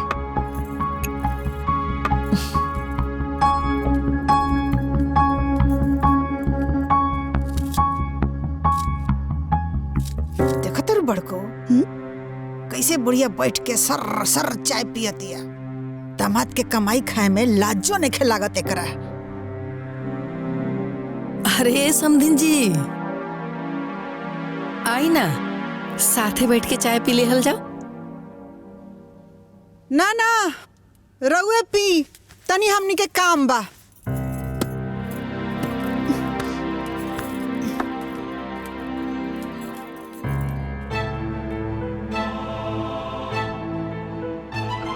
समधिन जी काहे ऐसे बोल के चल गई? यहाँ से पहले ऐसे ना बोलत रही। का हो गई का के?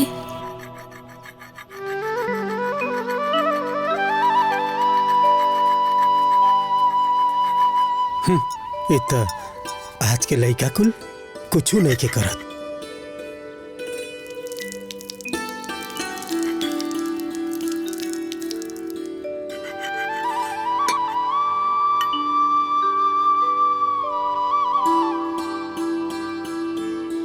समधिन जी, आज तो एकदम चकचका के लगता नहीं है। अरे तनी हमरे साथे बाजारे चलो, छोला समोसा खियाई। अरे भाई हमरो श्रद्धा पूरा कर। बाक समझे जी, रहो खूबे बोलीला। ए जी, हाँ छोला समोसा कहाँ खिया है? बरमाला डाल दी, गठजोर कली। बड़ा समधिन जी के ददहर बनल बनी। समधिन जी कह लू बंद करी।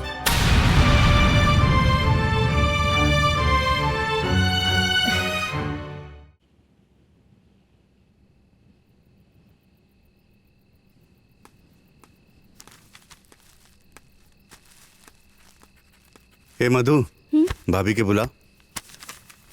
भाभी, भैया बुलावत रे। हाँ आवतानी।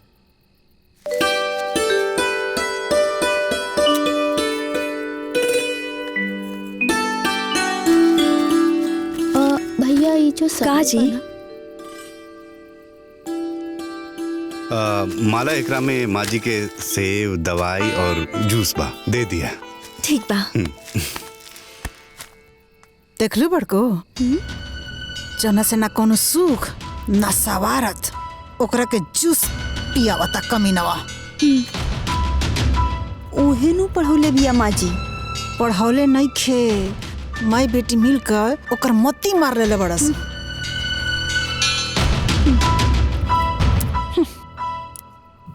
ठीक बा? हाँ ठीक बा। बुझ गई लू? ए बाबू, हाँ माँ जी। घर में रामायण उमायण बा का? तनी पढ़ती त मन लागित।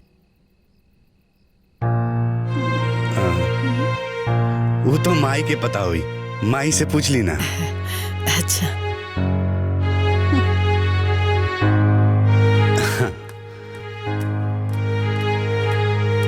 ए समधिन जी, रामायण बा? महाभारत बा, पढ़े छोड़ दो।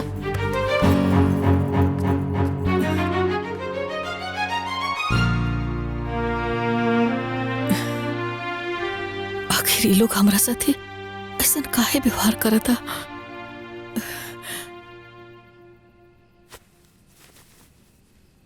डॉक्टर साहब के पास गए रहनी है, कहले कि माँ जी के अब दवाई की जरूरत नहीं खे। चली, अच्छा भइल। अब त माँ बिल्कुल ठीक हो गई बिया। ए बेटा। हाँ माँ। तोर सास हमरा से कुछ नाराज लागत आरी। ना माँ, ऐसा कोनो बात नहीं खे। हाँ बेटा, 2-3 दिन से देखा तनी उनकर व्यवहार हमरा प्रति बढ़िया नहीं खे। यही सब के चलते हम एजा आइला चाहत रही। माँ जी, ऐसा कोनो बात नहीं खे। बाबू, हम दुनिया देख ले बानी, हमरो उम्र हो गई बा, सब कुछ समझ में आवेला। ना माँ, हो सकेला कि सासू माँ के बोले के कोनो और मतलब होखे। माँ, तू तो अच्छा माँ हूँ ना, तो काहे पे मतलब के टेंशन लेता रू। चल, हम तो के खाना खिला देता नहीं। रवो चली। हाँ, हम चेंज करके आवत हैं। चली।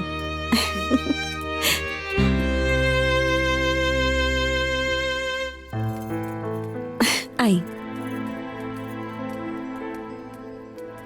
माँ बैठी, हम खाना लेके आवतानी।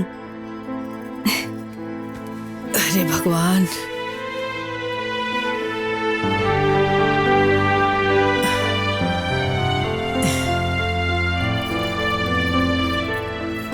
अरे ये समधिन जी, अरे बैठी ना, रो काहे हमरा से कटल कटल रहता नहीं।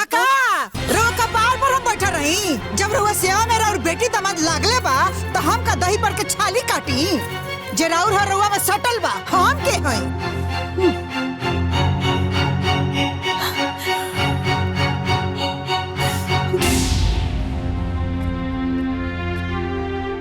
हमार माई से ऐसे काहे बोले तानी माँ जी? तो कैसे बोली माँ जी से तारा? तहार माई है तो तू खुर पूजा। ए माई, का हो गई? ऐसा काहे कहा ताड़ू? हम पगला गई बनी है बेटा। जोन बात हमरा बुझाता नु तो होनी का नहीं खे बुझा। मतलब ई दूसरा के बोझा हमरा कपारे पे कब ले रही।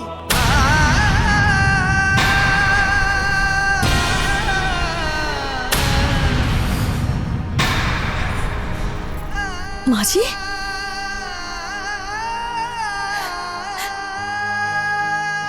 माँ जी, हमार माँ रउआ के बोझ लागे लागल। खाली बोझे ना कपर बत थी। जब देखा तनी नु तो हमार कपार फाटा लागता इनका के। ई का कहता रे माई? जानते सुनत रे मेहरारू के गुलाम सस के नौकर समाजी।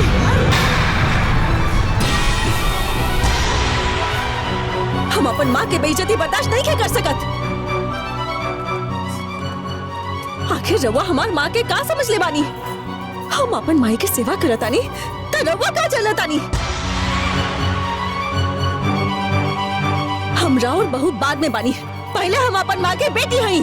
तोहरा नियन बहुते बेटी देखले बानी, आ इनका नियर बहुते माई भी। अरे अभी नया कौन तमाशा चालू के ले बाड़ू हो? ई बुढ़िया कब ले अपना घर में रही? माई ते ही ना कहले रहलिया कि जब बेटा के माई बेटा के साथ रह सकेली तब बेटी के माई बेटी के साथ काहे नहीं के रह सकत?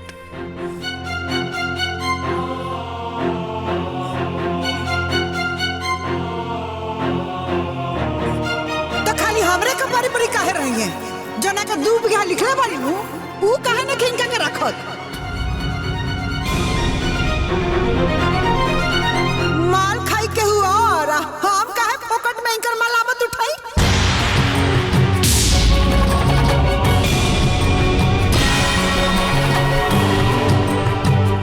अब हमके सब समझ में आ गई बा।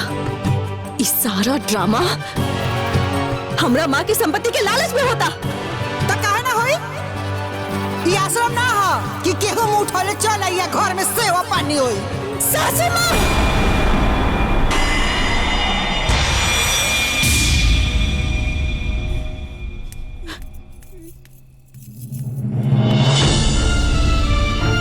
हमार बात कान खोल के सुन ली। हमार माँ कोनो आश्रम में ना, अपन बिटिया और दामाद के घर में बिया। हमार माँ बेसहारा ना, होकर बिटिया और दामाद भी बा।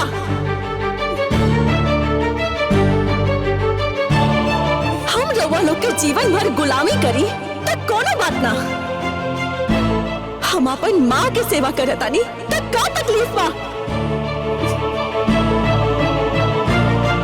हम अपन माँ के बेटी हई तो हमार माँ हमरा साथे काहे ना रही?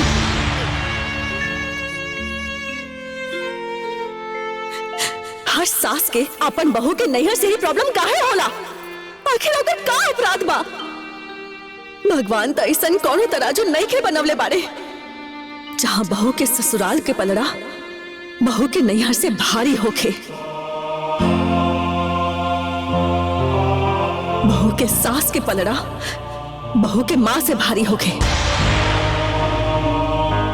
ऐसे दोबारा ऐसन गलती मत करब।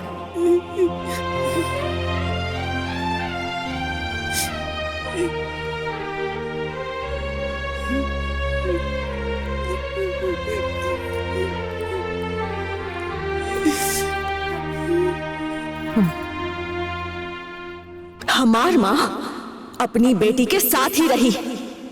इस संभव नहीं क्या हमरा घर में? बा माँ, अब हमार सास अपन बिटिया दामाद के साथ ही रही।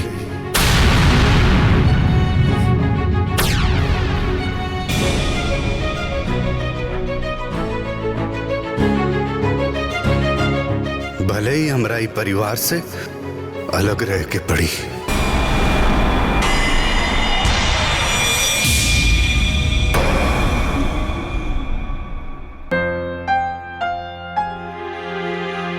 चली माँ जी, आई आराम से। उठी माँ, आई।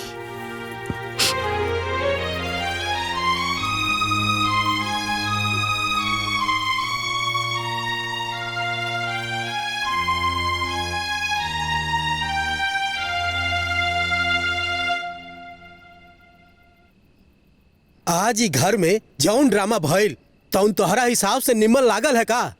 एगो हित के बुला के घर में ओकरा साथे ऐसा उचित व्यवहार कैल उचित रहल है का?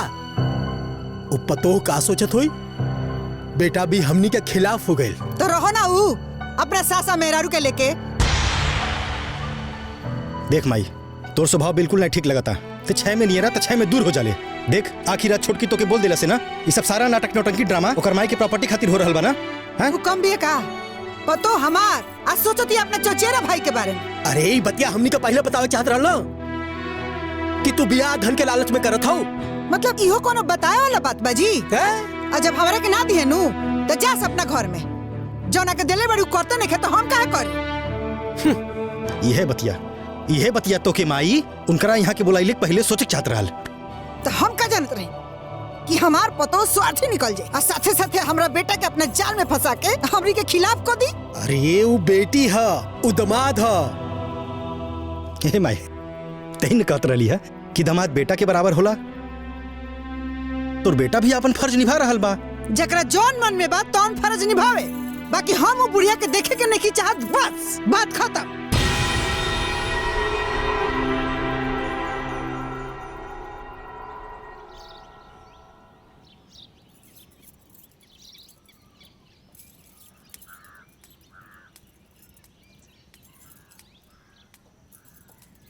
अरे ई माँ भोरे भोरे कहाँ चल गईली?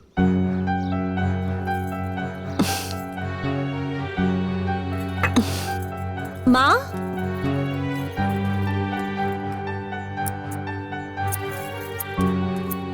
बाबूजी, हमार माँ के कहीं देखनी होगा? ना दुल्हनिया, देखा कहीं घर में?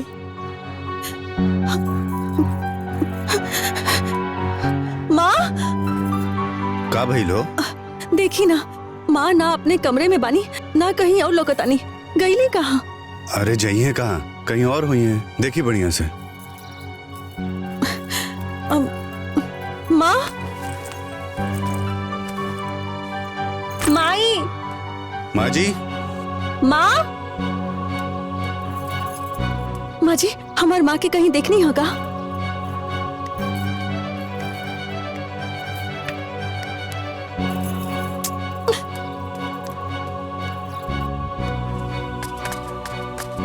भैया सासू माँ छत पे बानी का? ना हो, घर में नहीं का? ना। अच्छा हम देखा तनी।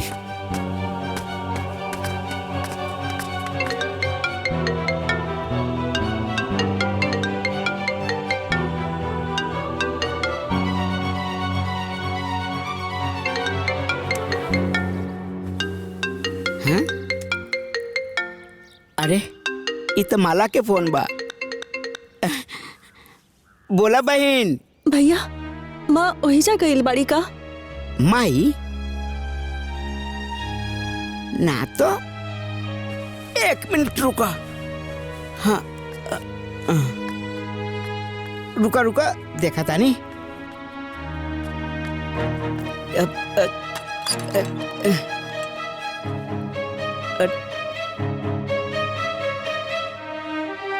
तोर तर दरवाजवा अंदर से बंद बा। का भइल ह? माँ सुबह से नहीं के मिलत, पता ना कहाँ चल गईली। बाकी अहिजा तो नहीं ख्याल बाड़ी। हमरा बहुत चिंता होता भैया। तू चिंता मत करा, वहीजा भी देखा, हम अहिजा देखा तानी। ए तू परेशान मत हो, माँ जी मिल जाई। हम गांव में भी जाके देखा तानी। हाँ, और ना मिली तो पुलिस कंप्लेन कर दे। बाकी तू रोवा मत, हम माँ जी के खोज के आवत तानी।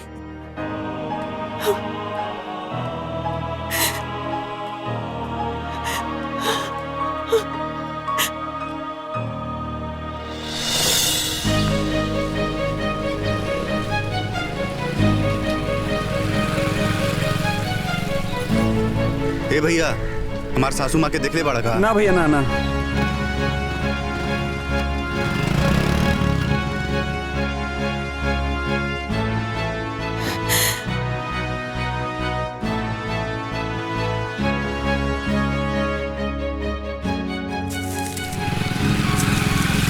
ए चाची, हाँ? हमार सासू माँ ही ने आयल बड़ी का? ना यहाँ ना आईली।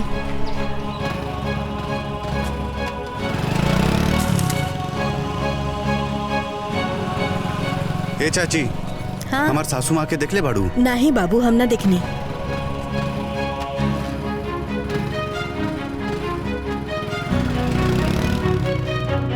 चाची, ए चाची, चाची, चाची।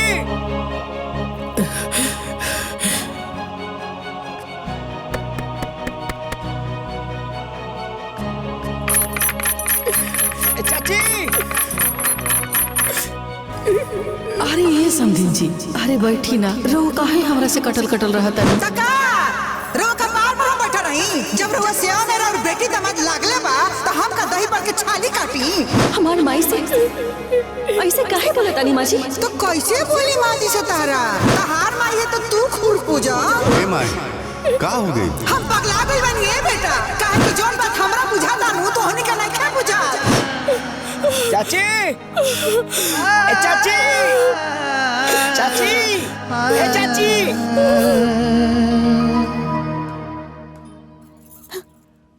का भइल जी? हम गांव में हर जगह खोजली, लेकिन माई जी कहीं ना मिलल। तू चिंता मत करा, चली थाना में जाके रिपोर्ट लिखा दिया जाए। चली। ए बेटा, जैसे मिली बताइए बेटा। जी बाबूजी। हाँ भैया। अरे बहनिया, चाची मिल गईली। कहाँ बिया माई? अरे माई भीतरे बाड़ी, लगातार सूत रहल बाड़ी। माँ घरे चल गई बाड़ी जे। माँ दरवाजा अंदर से बंद कैले बिया। पूछा? दरवाजा खुलवावा ना भैया। अरे कितना बेर तो हम दरवाजा खटखटाई हो, बाकी दरवाजा खोलते न बाड़ी। सुना, नाराज उराज बाड़ी का? हाँ भैया, थोड़ा नाराज बाड़ी। ए बेटा, तू लोग जरा जाके समधिन जी के समझा दे बेटा। हम अभी आ रहल बानी भैया। आजो आजो, दोनों भाई बहन मिलके चाची के मना लेवल जाई। ठीक बा, आजो। अरे विनीत, ओइजा जाके ना माँ जी से तनी हमनियों बात करा दिया बाबू। ठीक बा भैया। ए बेटा, हमरे तरफ से समधिन जी के कहिया जौन भइल हमरा के बहुत दुख बा। जा लोगिन जा। हाँ बाबूजी, जा लोगिन। चलो।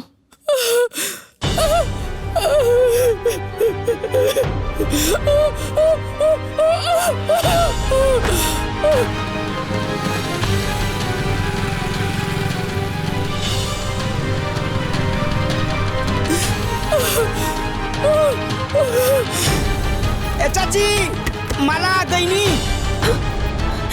माई, ए माई, माई, माँ जी, चाची, माई, चाची। सुनी, दरवाजा तोड़ दी।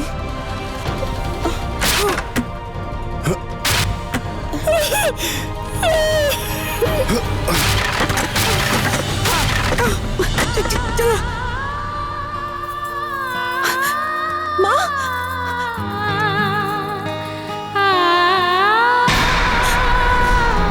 माँ, माई, ए माँ, माँ जी, माँ जी, चाची।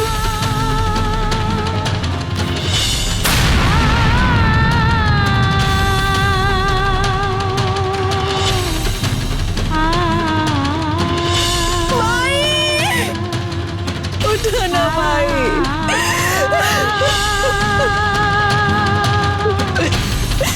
उठ जाना भाई।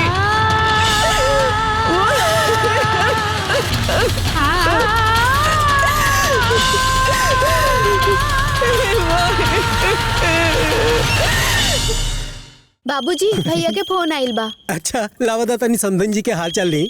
हाँ हाँ, ले ली भगल की समधिन जी के हाल चाल। अरे चुप रह तू। हेलो। हाँ बेटा, का हाल चाल बा समधिन जी के? तनी हमरो बात करा था। बाबूजी, सासू जी मर गईली।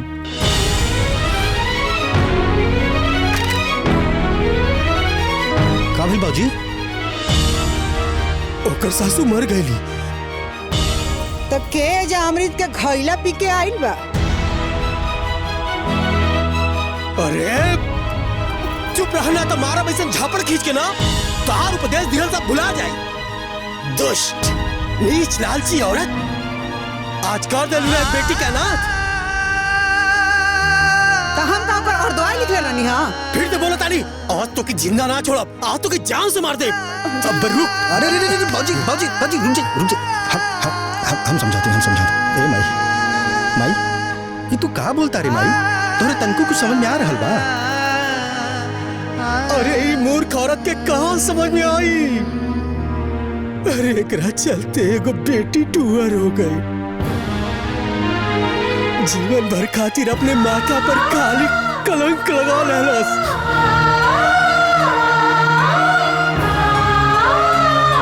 आखिर का मिलल तोहरा ये सब करके? सब खत्म कर दिलू ने। अरे कहीं औरत ऐसा होला?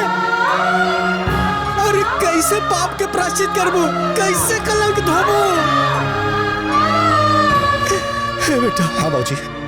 एकरा जल्दी के चलते जौन भल तौन भाई पर दुख में पतो पड़ल होई बेटा। हाँ बाबूजी। हमने को वहाँ चले के चाहिए बेटा। हाँ बाबूजी। हाँ।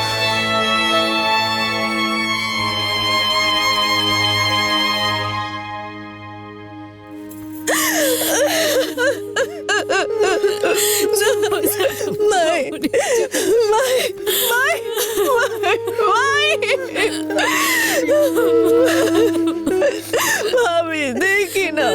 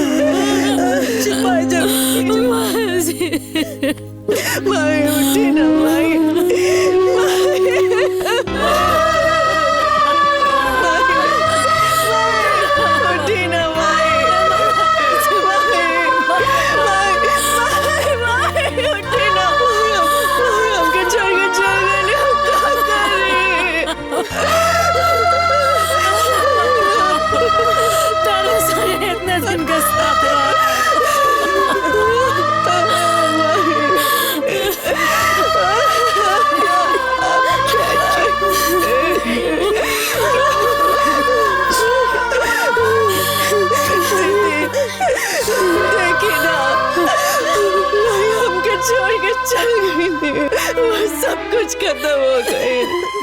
हमरा मम्मा कर दीदी ऐसे ना रोवल जाला, ऐसे ना रोवल जाला।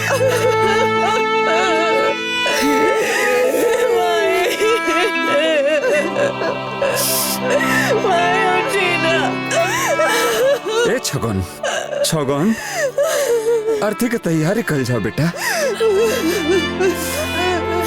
बाकी कार्यक्रम आगे बढ़ावल जरूरी बना बेटा। चलो चलो छगन। उठ जाए ना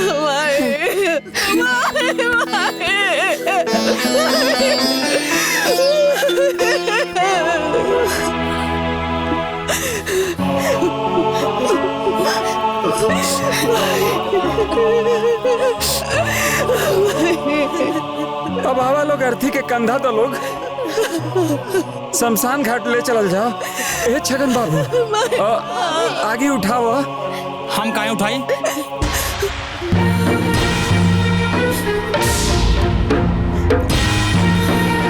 अरे कहा बात करता हो छगन बाबू? अरे मुखाग्नि तू ना देबो तो के दे? बेटी मुखाग्नि ना न देवेली। फोकटे में मुखाग्नि दे दी।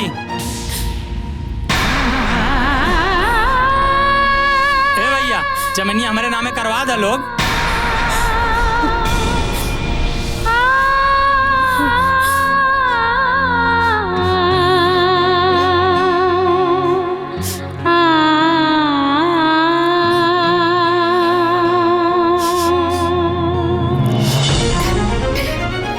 लालची तू लालच में इतना अनहरा गइल बाड़े कि तोरा यूं नहीं के पता कि कब का बोले के चाहिए। एकदम नीच हो गइले तू। चुप ससुर, मारा भी एक केहू ना तो जमीनी माटी चाटी लेबे। बाटा ही सब लोग आपस में राय मशविरा कर ला सब लोग। भैया हम तो के कबो अपन भाई से कम ना समझ ली, तोरा मान सम्मान कम ना कैली, बाकी आज तू बता देला कि गैर कबो सगा भाई नहीं की बन सकत।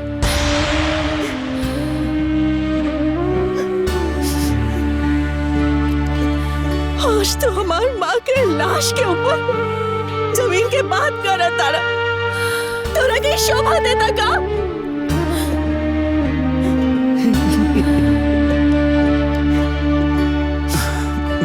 तोरा के ऊपर हमके नफरत आ गई। तू भाई के नाम पे कलंक पड़ा, कलंक पड़ा। ए बही ये लालची बहुत नीच हो गइल बा, नीचता पर आ गइल बा। हाँ हम नीच है, गिरल है, पतित है, बाकी मुखाग्नि तबे देव जब हमरे नामे जमीन लिखबू। छगन बाबू जमीन कहीं यहाँ से उड़ के ना जाए, ये सब फैसला बाद में हो जाए। बाद में काहे? आजे काहे नहीं हो सकत? हे छगन भैया, दुनिया में लवारिस के भी तार करे वाला मिल जाला। फिर हमार सास के बिटिया दामाद दोनों जिंदा बानी। बिटिया ना मुखाग्नि ना दे सकेली, दामाद काहे नहीं के दे सकत?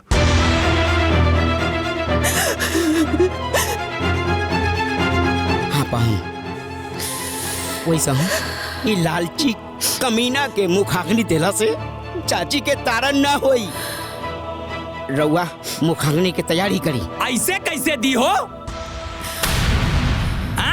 आज क्रिया कर्म करके सारा जर जमीन जायदाद बेच के हमरा पट्टीदार बसा के चल जाइए। ऐसे ना ओके देव, हम क्रिया कर्म वही करी जे हमेशा के हमेशा यहाँ रही। हाँ हाँ छगन भैया, सब घर द्वार छोड़ के यही जाके रहो।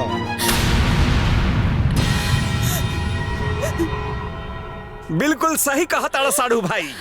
ए पहुन जी, यदि रउआ सब कुछ छोड़ छाड़ के यहाँ रहे के तैयार हो गई नी, तो इनका के मुखाग्नि भी दे दी।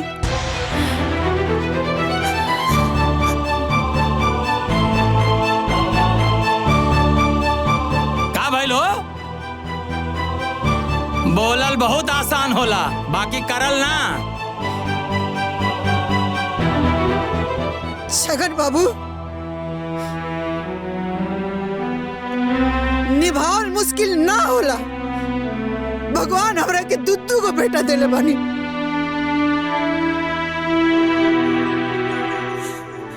हम अपन छोटका बेटा ओकरा ससुरारी के हाथ में सौंपा तानी।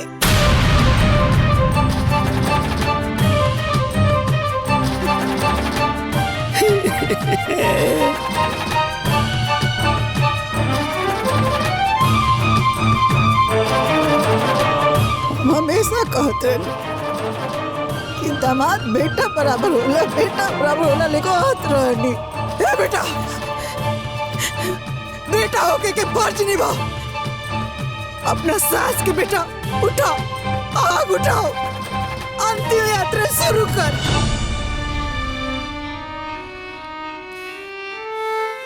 उठी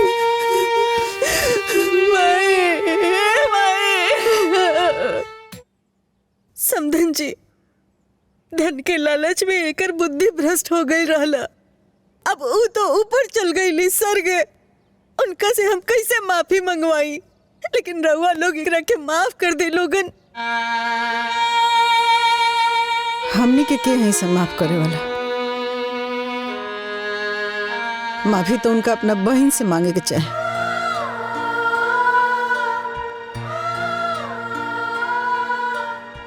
हे बहन, हमरा के माफ कर दो। हम लालची आदमी इंसानियत भूल के पागल हो गए। नहीं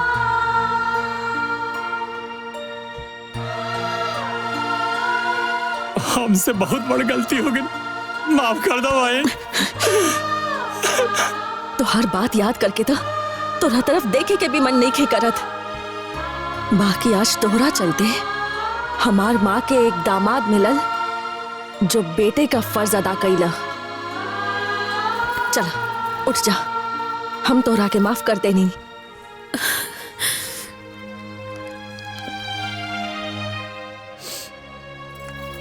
है दुल्हन, समधन जी के साथे जौन हम कहीं ओकर अफसोस हमरा जीवन भर रहे। बाकी जितना होई ना वो पाप के प्रायश्चित करे के कोशिश करे।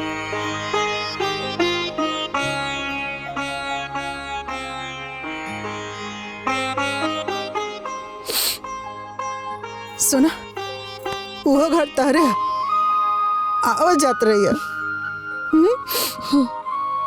बेटा यहाँ के पूरा ख्याल रखिया, कोनो बात हुई फोन जरूर करिया। जी बाबूजी। और हाँ, तू लोग यहाँ दामाद के रूप में ना बेटा के रूप में रहिया। हाँ बाबूजी। मगन बाबू ख्याल रखिया। जी जी। ए जी, अब रहुए लोग के गार्जियन बानी, ख्याल रख।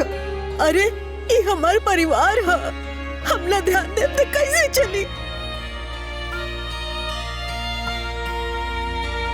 हम एकदम ध्यान रखब, रहुआ लोग निश्चिंत रही और निश्चिंत होके जाई। छगन बाबू, ये लोग यहाँ रही तो एकर मतलब ही ना कि तू आयल जायल छोड़ दिया। ना ना, हम ऐसा नहीं खे होके देव। ठीक, प्रणाम। सुना, अपना ननद के ख्याल रखिया। रउआ लोग चिंता मत करी, हमनी के पूरा परिवार यहाँ लोग का ख्याल रखे से।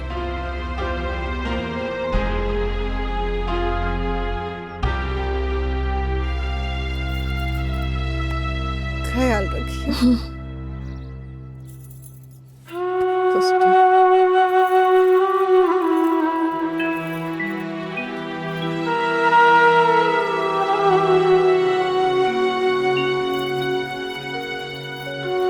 बाबू ख्याल रखिए तू।